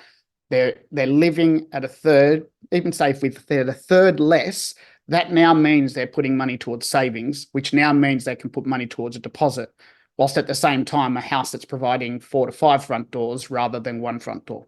And we're now starting to make an impact. So according to Australia, there's 1.2 million new homes needed by 2029, and the $600 million devoted to the fact that we're going to build new housing is not going to come anywhere near the 1.2 million that we require. So how about I put a proposal forward? Because after all, Australians hate paying tax, which is why negative gearing is such a big draw card for investors. In 2022, 2,245,539 property investors existed. That's 20% of Australians own at least one investment property. 18% of them own 2 properties. That's 404,197. If we incentivize just 50% of those to convert, so 50% to convert 1 house, and we said to them, convert your house into a 4 or 5 bedroom. Now, we, as a company, I'm not here to promote myself. I'm here to talk about a housing model that makes a difference. We, as builders and as a real estate agent, my team will go into a 4-bedroom house and convert that into a 5-bedroom, 5-bathroom, 5 kitchenette, 1 kitchen, 1 laundry place, an existing property. From day 1, we've finished our trades in day 23. We furnish from day 23 to day 30. It's rental available on the market day 31. So if we took that model and we then incentivized, like Victoria, land tax incentives, so exempt from land tax, Australian investors would flock to doing this. At a federal level, you could offer them a little bit of money of incentivizing so that they could actually go, you know what? And the reason I say the federal government is because as soon as you do this strategy, what happens is you put more front doors on the market, you actually become neutral to positive geared, which means you're now no longer negative gear. So we don't have to talk about getting rid of negative gearing. It'll get rid of itself by default by people that are trying to get land tax exemption or something similar. Who are the residents? Well, we've got 20 to 35-year-old, finished uni, finished study, they're working their way up the ladder. We've got 30 to 45-year-old couples. She gets to about 40. She says, I want a family and I want a home, but first let's buy the home. They, as a couple, rent this place, save themselves packet loads. They double down on their incomes and earnings. They save themselves a deposit in 3 to 5 years. They buy a house, they have a baby. And then we've got the biggest growing demographic of homelessness in the country right now, which is the 55-year-old single female. And with that's a disgraceful part of Australia right now. The reason that that's happening is it's just not even plausible to know that our mothers or grandmothers are in a place that they cannot afford to live, and they're talking about them being not qualified because they spent their time looking after children and home. And this is the stable. Now, I have a basic rule for this. When I first came out altruistically and found out that statistic, I put a whole bunch of 55-year-old women in the one house, and they tore each other apart. They almost stabbed each other, right? So I have a basic rule. We have the matriarch. We find one, we put her in the house, and then we mix everything around it, and it's made a huge difference. She looks after the house. She tells her what's wrong. She's a lending ear. They're just the most amazing people to have in the house. Next question. How is a policymaker, housing provider, designer or developer, can you learn from experiences from overseas? Well, the HMO model in the UK was a federally funded and put out model to all of the UK countries. And they basically said, if you're a landlord, we'll allow you to rent up to X amount of people in your house separately, and these are the things you need to do to tick the box. I believe that the federal government could have an ability to be able to install that, or at least say, as a federal government, we're actually in control of the money that we give you in funding for housing and planning, in which case, if you want our money from the federal level, you need to instigate this policy in your state. Don't argue about whether it's good, bad, or indifferent. Do it right now, and we'll give you the money. And this is backed up by a number of different senators that I've spoken to. So where's the example of where I can make a difference or have made a difference? So this is Rocklea in Brisbane. In 2014, I helped write a policy in Brisbane City Council. They instigated that policy, maximum of 5 people in a household. These are the standards you need to achieve. And I was one of the first to build a brand new co-living property in Brisbane City Council in a suburb called Rocklea. 19 k's out, near a train station, industrial area, high flood area. So land that people really didn't want. So I built one of those. The cash flow was amazing. Again, socialist capitalist, and I'll get to the reason why the socialist part comes into it.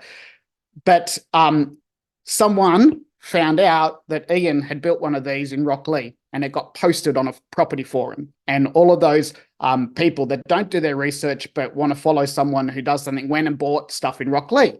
Now, in Rocklea, in the COVID periods of Q2 21 to Q2 22, there was a 25% increase in the rest of the Brisbane City Council area for median house rents. Yet in Rocklea, where I would suggest there might be 40 to 50 across the whole suburb of this style of accommodation, we had a slump coming down because there was an oversupply of the exact rentals that people needed. And interestingly, the spike is these 4-bedroom houses. Now, the spike of the 4-bedroom houses is because they're very nice houses in that area. But interestingly, the median stayed pretty level during that whole time.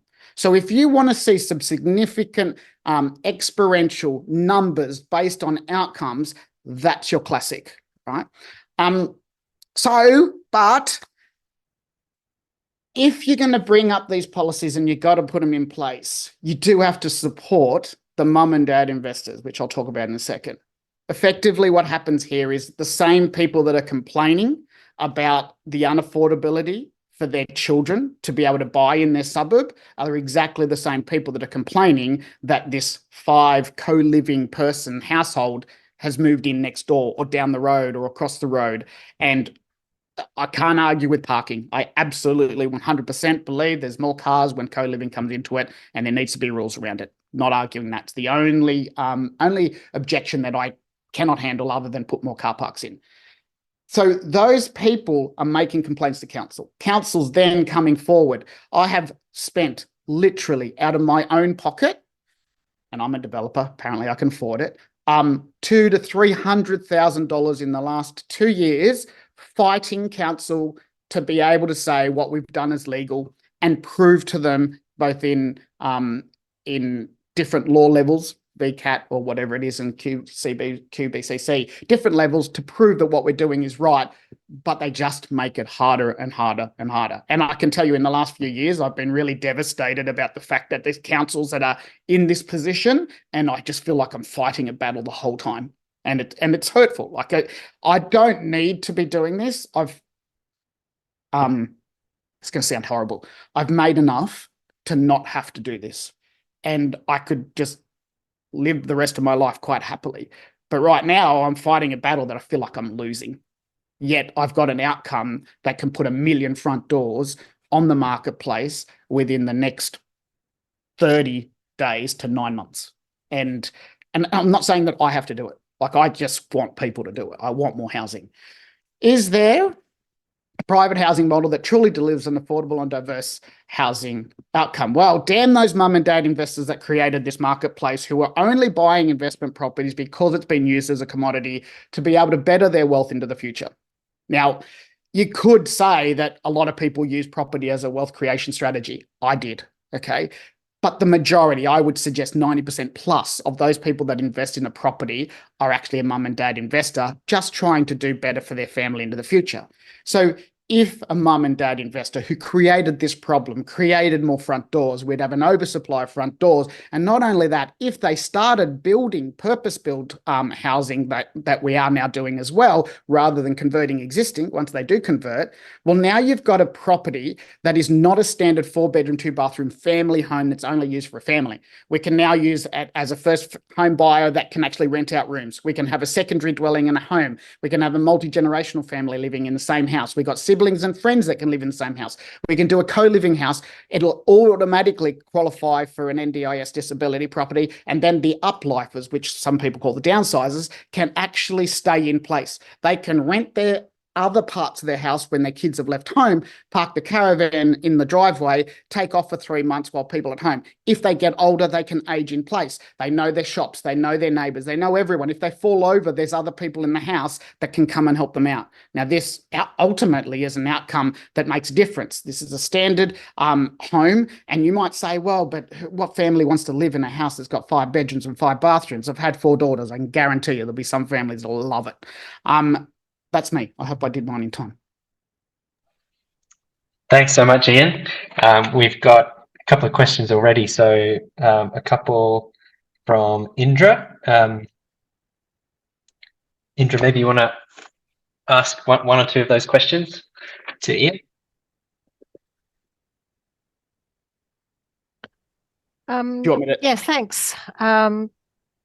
Ian, I understand the premise of what you're proposing, and I sympathise for you about the difficulties you have. Just to explain, I'm a planner with Clarence City Council in Tassie, so we see it on both sides, I guess, where we want to support good development, and then also there's some, offers we get that are not in the right places, which I think one of the other questions picked up.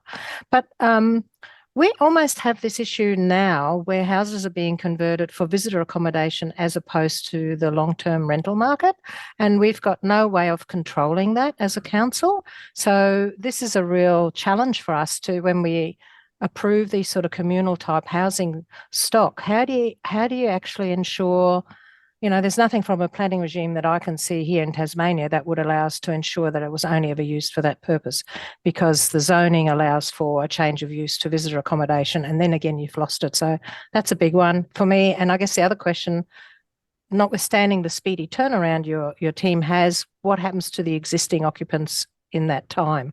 It's sort of like there's a thing of displacement. Yep. Sure. I mean, you want to talk about displacement, look at Hobart was the second most unaffordable in 2016. Hobart was the second most unaffordable city in the world because of the 388 short-term rentals that were on the market that took long-term rentals off the market.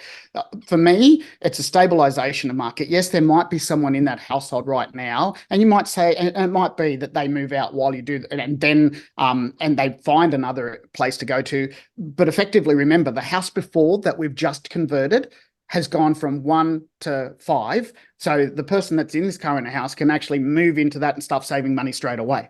And then we can convert this one. And then we can convert. To me, it's a law of supply and demand. It's really simple. And altruistically, we'd like to say that we can control certain things.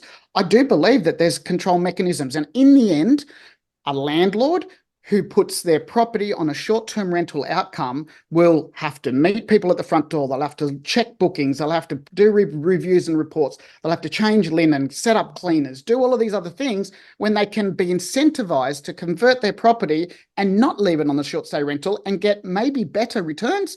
But ultimately, I'm a developer who is effectively saying to landlords, you can get more cash flow, but realistically, I'm covertly actually trying to supply more market in the marketplace so that there's an oversupply. And by default, the land supply, the oversupply will kill the current demand, which will happen in the same as it happened in Rocklea. Rocklea didn't happen. Like I built that in 2014, and it wasn't until 2021 that it actually could see the difference in outcomes.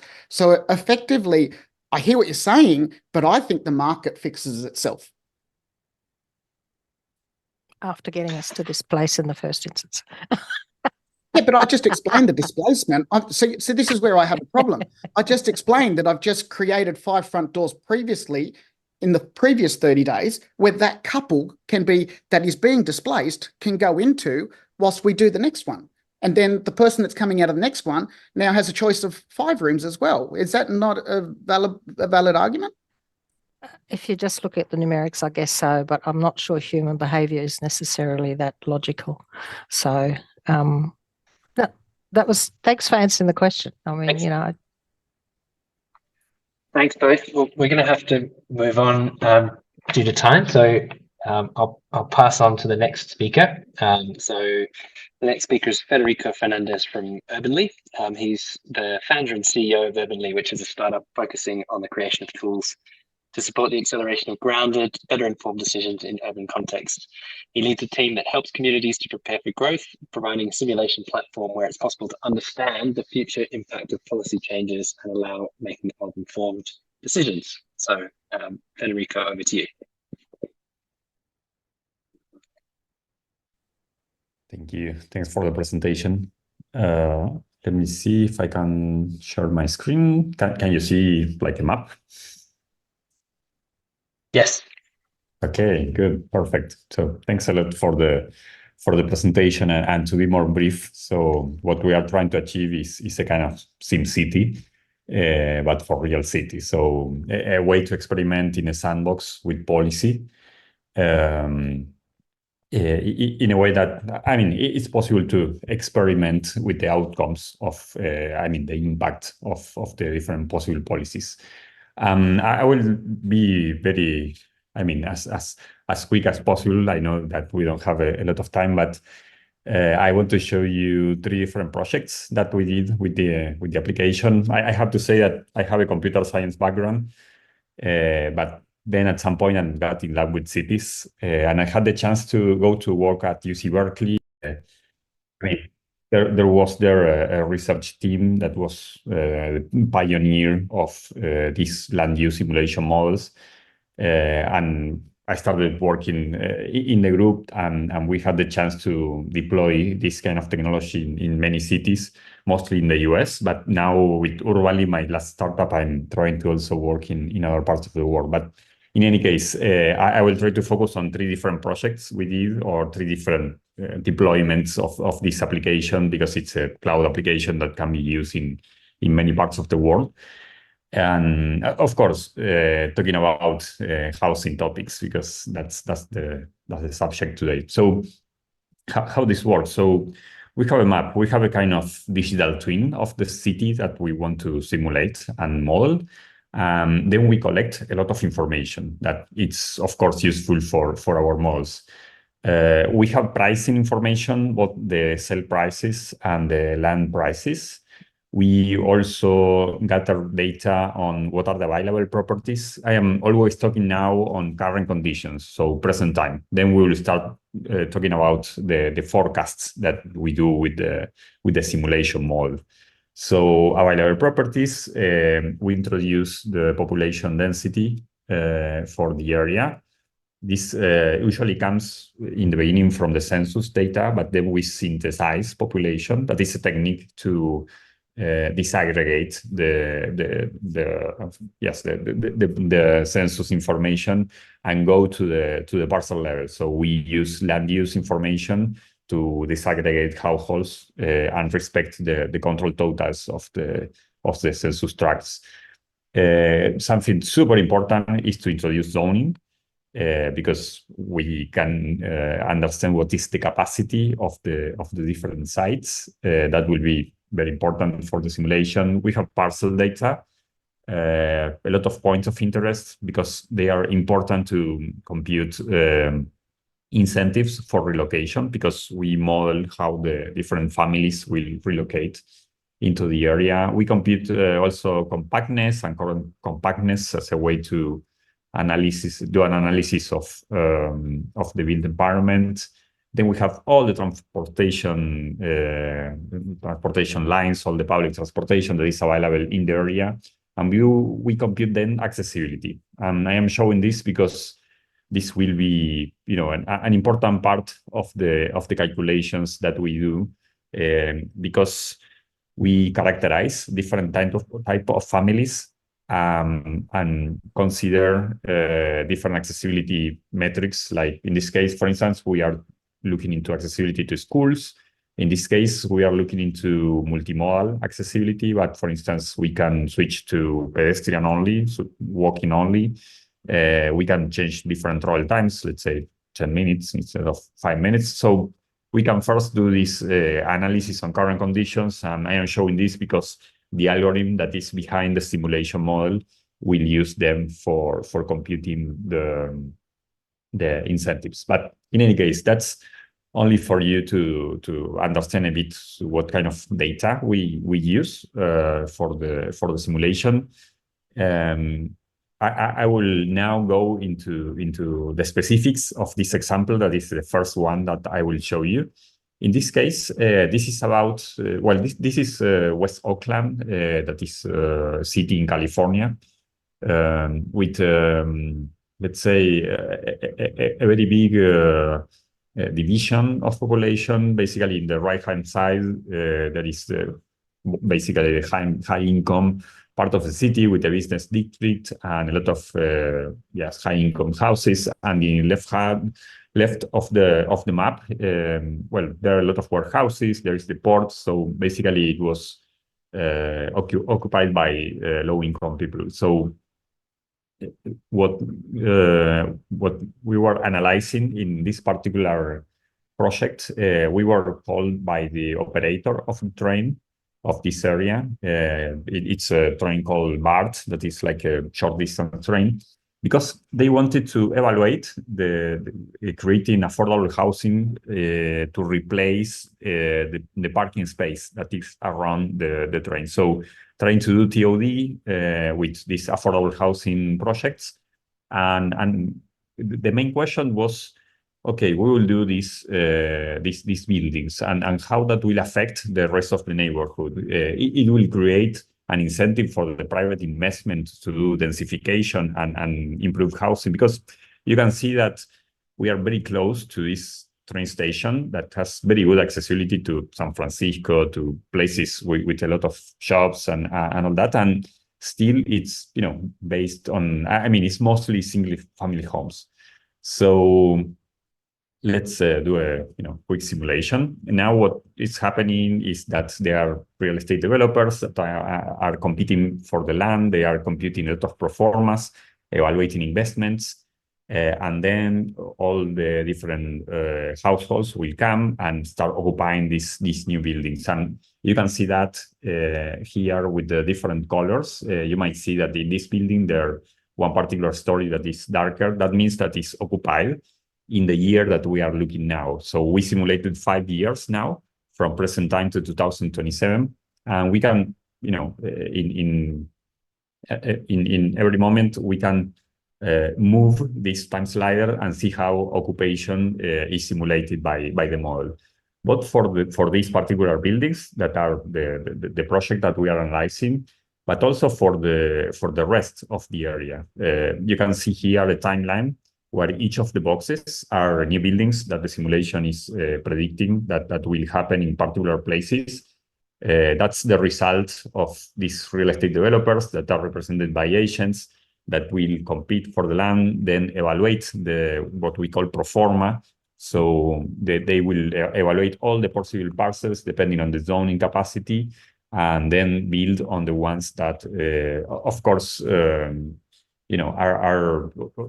are in line with some constraints and some limitations. Of course, it must be profitable, but it's about occupancy In these buildings, you can also see the color coding on the occupancy by years. If I go back to, let's say, 2024, you will see that some of the buildings are still not there. And then as we progress in time, you will see more occupancy and new buildings appearing. Let me show you, if you're going to another example, let me show you some charts. For instance, this one is usually very relevant and very clear. So these are all the real estate transactions that happen during simulation time. And you might see, it's not very clear here, but a yellow curve that shows the evolution of prices. And you can see here what is the net supply and demand for this particular scenario and for different building types. It's important to know that this will run in a macroeconomical configuration, so you can, change the inflation rates, the interest rates, introduce market shocks, and each time you modify any of these parameters, let's say I just modify a bit one of the inflation rates, you can see how the different graphs that we have here are changing and of course reacting to the new simulation. It's also possible to see what I call the white box of the simulation, because here you can see a timeline of the different events that happened during simulation time. And it's possible to see, the occupation, when a particular agent, bought a particular property. We can, click all the time on this icon and see what is the building where this transaction is happening. And of course, all this is not about a single condition. All the time it's possible to modify the scenario. So remove some of the projects. For instance, let's say we only decide to build 2 of the buildings, not all of them. Then it is also possible to modify zoning. So create upzonings, modify the capacities to create different scenarios. It's also possible to create public transportation projects. So if you are expecting infrastructure that will happen in the following years, it's also possible to introduce that into the application and draw that. So in this case, just for telling you just a line on the conclusion why I love the other example, the impact of the projects, of these affordable housing projects, in general was not in line with the expectation that the train operation had. So they went back to rethink the project, because all the simulation scenarios were showing that there will be some densification led by the private sector, but it was not enough to justify all the projects. Of course, the conclusions are much more rich and deep and complex, but I am just trying to summarize what happened with that project. Second project, this is about converting an Olympic villa in Buenos Aires, Argentina, into affordable housing again. So the government was adding kitchens and some missing infrastructure. Also trying to consolidate the parcels that are nearby. So this is the Olympic Villa, and these are parcels that were an old parking space that they wanted to consolidate into new housing and try to create a commercial hub. So in this case, the question was about mostly soft loans, because the government of the city wanted to offer soft loans to build in particular places of the area. So particular parcels were marked as being able to take advantage of these loans. What we did here in the model is to allow them to size those loans, to create different scenarios with different kind of buildings and different construction costs, and I mean all the configurations that you can modify in these simulations. But additionally, it was also possible to modify the availability of soft credits. And again, to make the conclusion, a short conclusion, we did many scenarios. We simulated, different things, and it was possible to consolidate the area. But there were issues on expanding the effect of these new developments in the nearby areas. We found out that the problem was mostly urban barriers. You can see here that there's a very big golf club. There is a track here, big parks here around. So even that in the simulation models, we tried not to use like geometric distance or buffers, but to use walkability.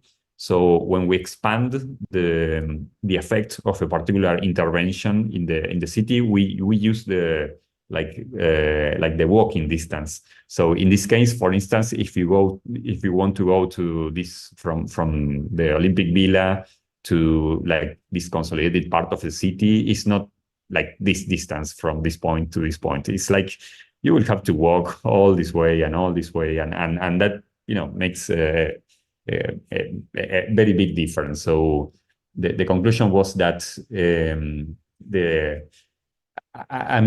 solution to the problem was not in terms of the soft grades. There were like other urban challenges to solve besides the size of the grades. So it was useful to explore that. Let me close my participation in this event by showing you something else that we did in this case in Rio de Janeiro in Brazil.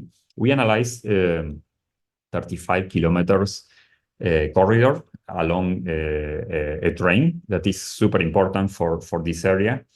In Brazil, there is a very big, I think it might be the biggest in the world, program that is called Minha Casa, Minha Vida, that is social housing, affordable housing. But what is interesting is that they team up with the ITDP to find a way to try to avoid the usual isolation in this kind of projects.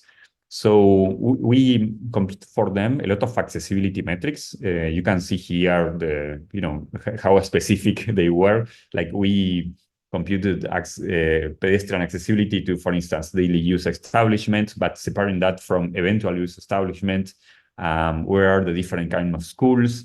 Where is the basic health equipment, including things like accessibility to bike lanes or to train stop or to bus stops.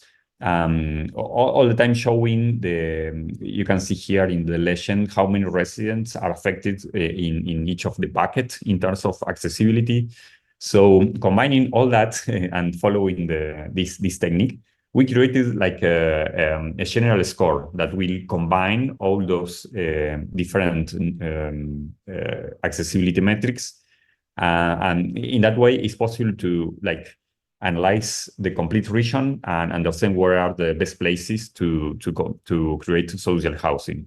The most blue that you see in this diagram are the best places in terms of the conditions that we have been evaluating.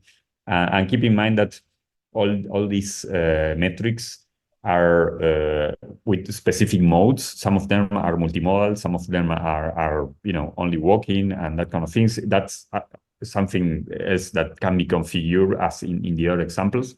But in this case, what is important is that score has very deterministic ways of computing them.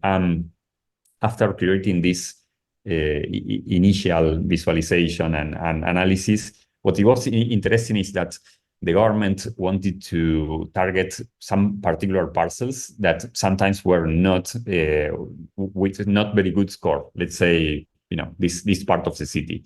And then what we allowed to them was to start experimenting with different infrastructure projects. Just an example, let's say, for instance, one of the metrics is accessibility to bike lanes. With the application, what is possible to do is to create these bikeways and remove them from the scenario or add them to the scenario. For instance, in this case, I am introducing a bike lane here in this part of the visualization, and you can see as I introduce that new bikeway to the scenario, the accessibility metrics will change. And of course, it won't be only the accessibility, the specific accessibility metric, but also the general score that we are using to evaluate social housing will change. In that way, it was possible for the governments, the municipalities of the area to experiment what is the payback for the different infrastructure possibilities that they have. And I mean, see how much the score will, how many points the score will increase in each of these changes, and compare that to the cost of the different possibilities. So at a glance, those are 3 different projects around housing, affordable housing, social housing, soft credits, doing TOD, trying to attract the private investor, and in this case, place social housing, trying to avoid isolation and not taking full advantage of the transport infrastructure that is present in the area. So I don't know if there is time for some questions or not, but in any case, thanks a lot for hearing. Thank you so much, Federico. I think in the interest of time, as we're coming up to 1 o'clock, we'll move on to our final speaker, but then we'll have a chance for some combined questions after that, if that's all right. So our last speaker today is Graham Osborne from Origin Architects. So Graham has been the principal of Origin Architecture for several decades, and in the last years has been advocating for the more efficient design and construction of small buildings, successfully completing an experimental woofer accommodation cabin.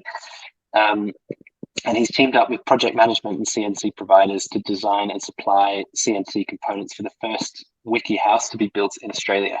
And Origin Architects has just been appointed as wiki house designer for Queensland, and is a continuing member of EAROPH. So I'll pass over to Graham. Hello, from Sydney Grim, Queensland, Mulunjali traditional territory.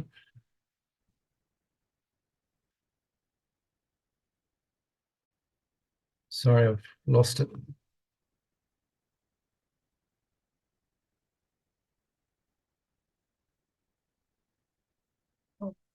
I've just lost my PowerPoint.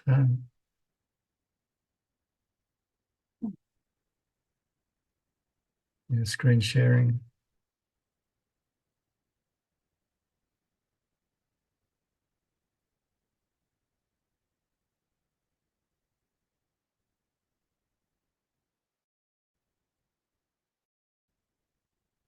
I'm trying to get back to my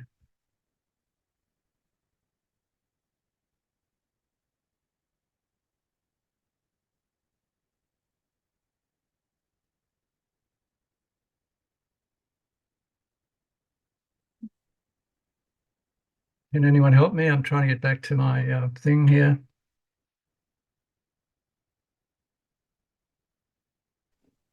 Can I suggest you stop screen sharing, and then go back to share? So go back to your PowerPoint, and then hit share screen. So if you can stop sharing screen. Yep. Now click on your PowerPoint. Yeah. Now click on Zoom. Sorry, PowerPoint. Yeah. Yeah, and now click on the Zoom again, so you can share screen again, and then you should be sharing the top left-hand screen.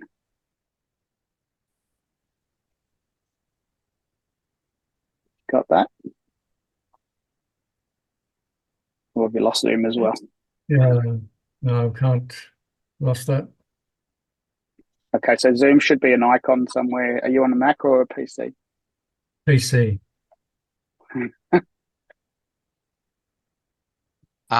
Graham, yeah, if you don't mind me intervening, so I think I have your presentation. If you haven't changed it, I could run the presentation, and you can just tell me to skip the slides. Let me just go to that, open it. Thank you. Look, these things happen, so that's why it's good to have the backup like you did. Okay, I'm opening it, and I'll share screen.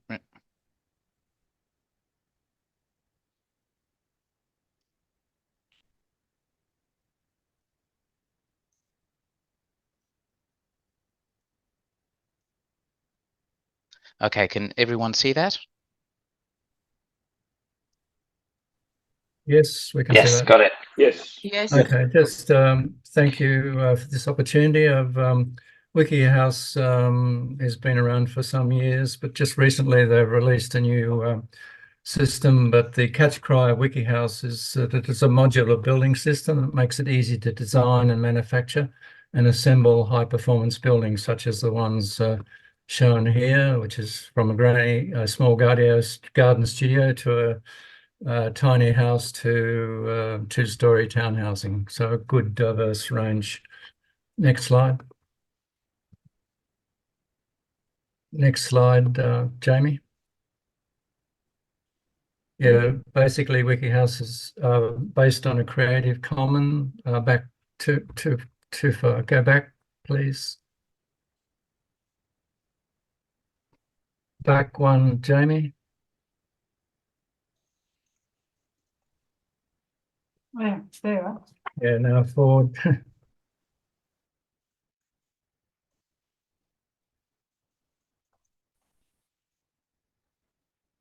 Next slide.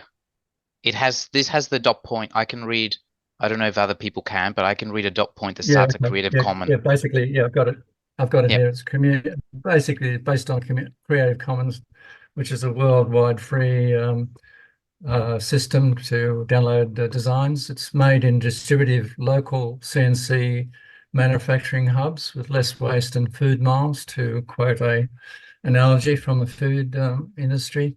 The modules can be flat packed or pre-assembled in $300,000 facilities rather than a modular factory, which can cost upwards of 30 million, and is distributed to CNC hubs, can be networked together to meet CNC demand. Next slide. Please.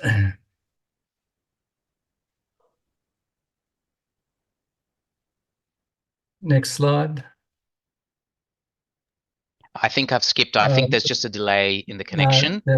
That's all right. That's okay. Yes, it starts with 600 mil. Yeah, I'm basically unpacking that catch cry statement. It makes it easy to design. The 600 module library of blocks has standard designs and easy design. It makes it an easy design process. There's, as I said, there's the garden studio, which can be standalone, have en suites, and be rooming accommodation for five rooming accommodation, as Ian just presented. There's a micro house that can be trailered in for ease of construction. There's a split house, which is basically a middle ground townhousing to promote infill type developments. And we're working on an Australian starter house, which involves building a 1-bedroom, then moving to 2 and 3 bedrooms over time as budget and family changes. Next slide. Please.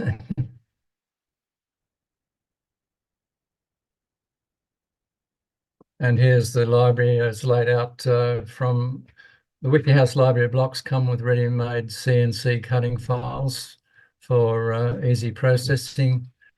Can be delivered flat pack IKEA style for space restricted and island sites, or pre-assembled blocks to quicken the on-site assembly to minimize the weather effects. Next slide.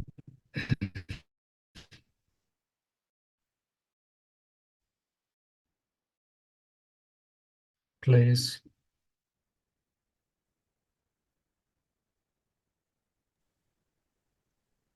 I'm on the slide that starts with minimum of tools for site assembly. Next slide. So this has the Almeri Eco Village. Yeah, I got it.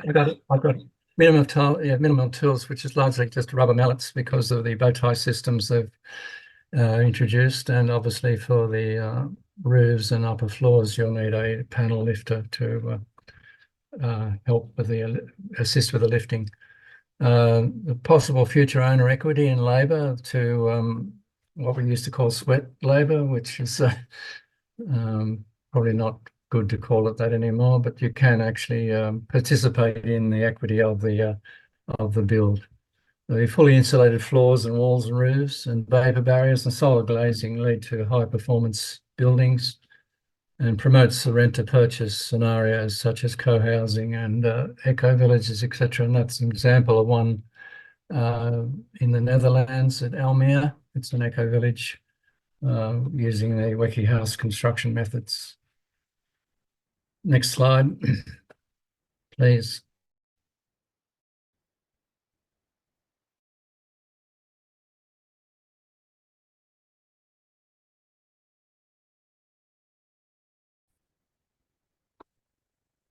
Next slide, Jenny. Yes, I clicked it a while ago. Can Summary, you see summary? While material and labour supply chains are in disarray, programmable CNC manufacture and supply systems will minimise the risk to house builders. Wiki House allows for immediate and diverse housing solutions. As Wiki House designer, we can assist with, and there's our contact details, and also our website will be upgraded in the next few weeks to include the Wiki House Designer series. So with that, thank you very much.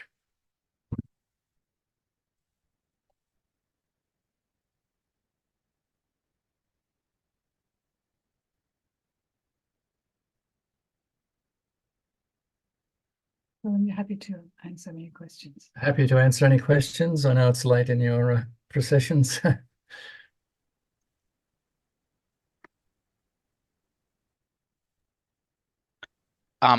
Graham, if you don't mind me asking, in terms of the origins of the Wiki House, and apart from that example in Almere, has it been deployed as well, used in places like the UK, or basically in places that have planning sort of frameworks and building frameworks of the Anglo-Saxon world?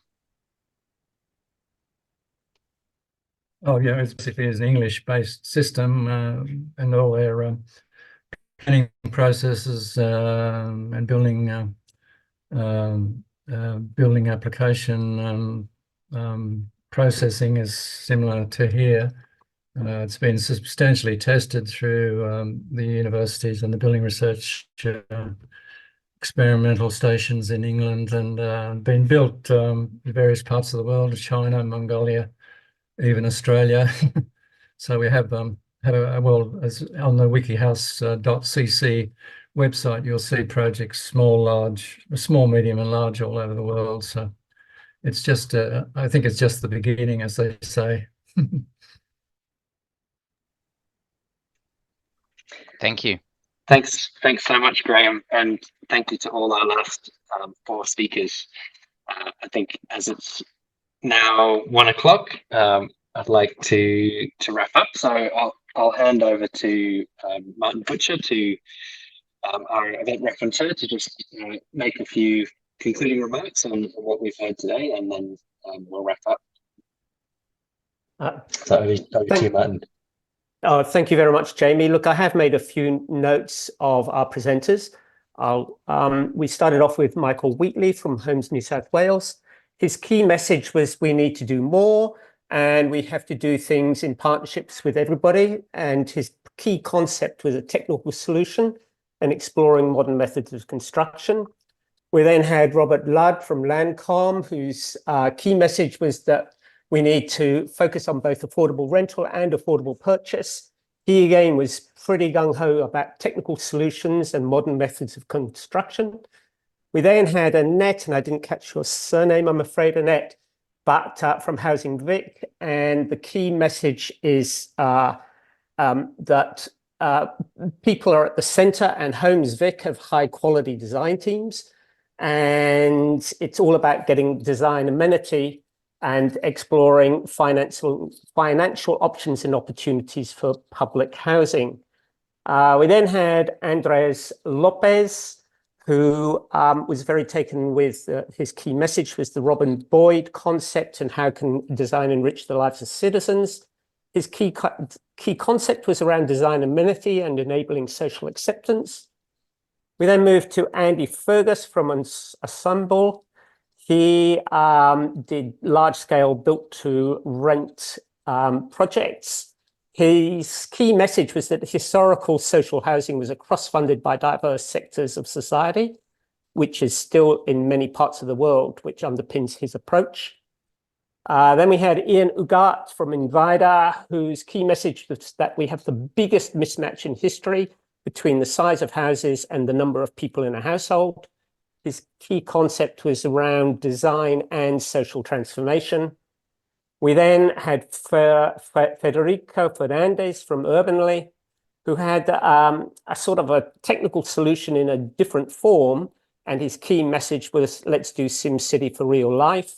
And we've just finished and heard from Graham Osborne from Origin Housing, who again is pretty keen on modern methods of construction with a variety of permanent homes locally factory built. And his key messages are having a modular building system, easy to make and good design with a wide range of standard designs. I hope that sums it up. All right. Thanks so much, Martin. So now finally, I'll hand over to back to Peter, our president, for a vote of thanks. Hi, everybody. What an amazing, full, rich session we've had. I can see, for example, that, you know, with all the diverse options that are provided, the approaches, that the key is linking these innovations and also with traditional successful approaches we used to use in some form of, approach which combines marketplace and social, community housing. The collaboration and synthesis, to me, seems to be the key. If we need to be on the same page, and we need to make sure that we match housing needs as a right for people to supply, rather than just purely to profit making with no other benefit. And until we do that, we're going to be falling short of the mark. So on that basis, I'd like to really thank all the participants for being here. I think on behalf of the co-hosts and the speakers, we'd like to thank you because your time, your participation and your contributions here in listening and drawing upon this. And hopefully we can come back together at some point and maybe do a session together where we can share this and identify ways to move forward together in some of the positive things that have been raised today. I'd like to also acknowledge our international participants, Dr. Emil and Mazrina Khalid, also Fiona Hoggart, the former Consul General from Surabaya. Thank you very much for your involvement today. Secondly, and very importantly, on behalf of us all, a very big thank you to our technical team. As we know, as we watched and we experienced, online meetings, no matter how often we've done them, they can have glitches. So thank you very much for all that technical support. And in particular, I'd like to thank Roger Brewster, Christina Tinge, Jaime Parsons and Teresa Dwyer and Julie McAlpine from RDA for that.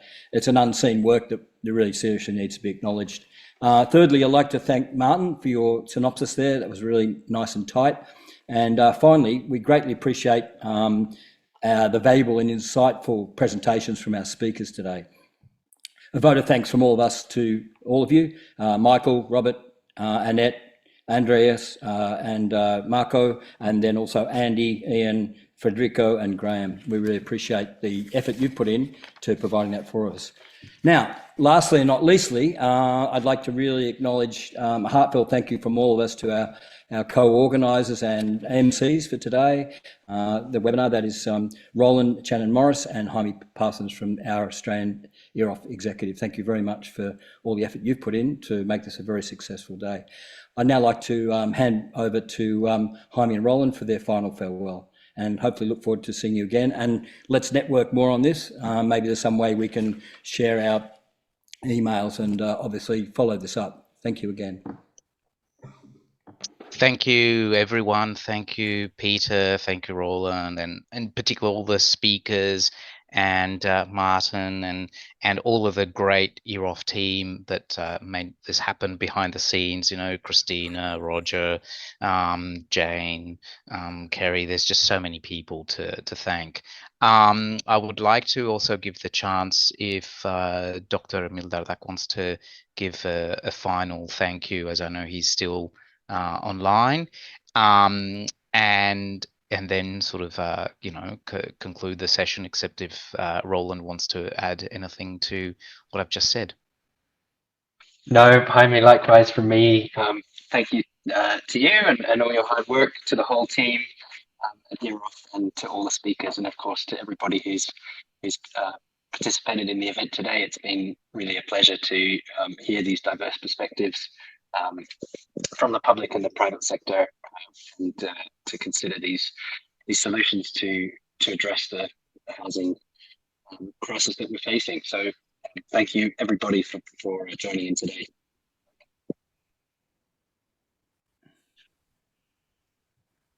Dr.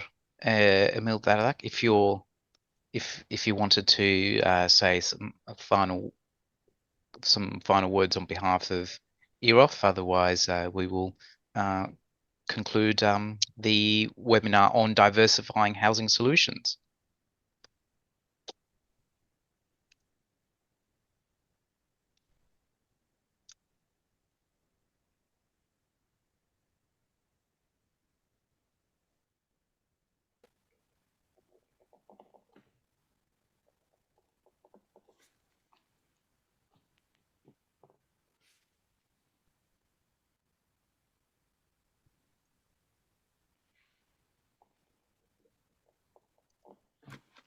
I think he's left. He's there, but I think he might not be in front of the keyboard and screen, which is fully understandable. Just gonna send him a quick message, but I think that probably I'll just let them know that we're closing.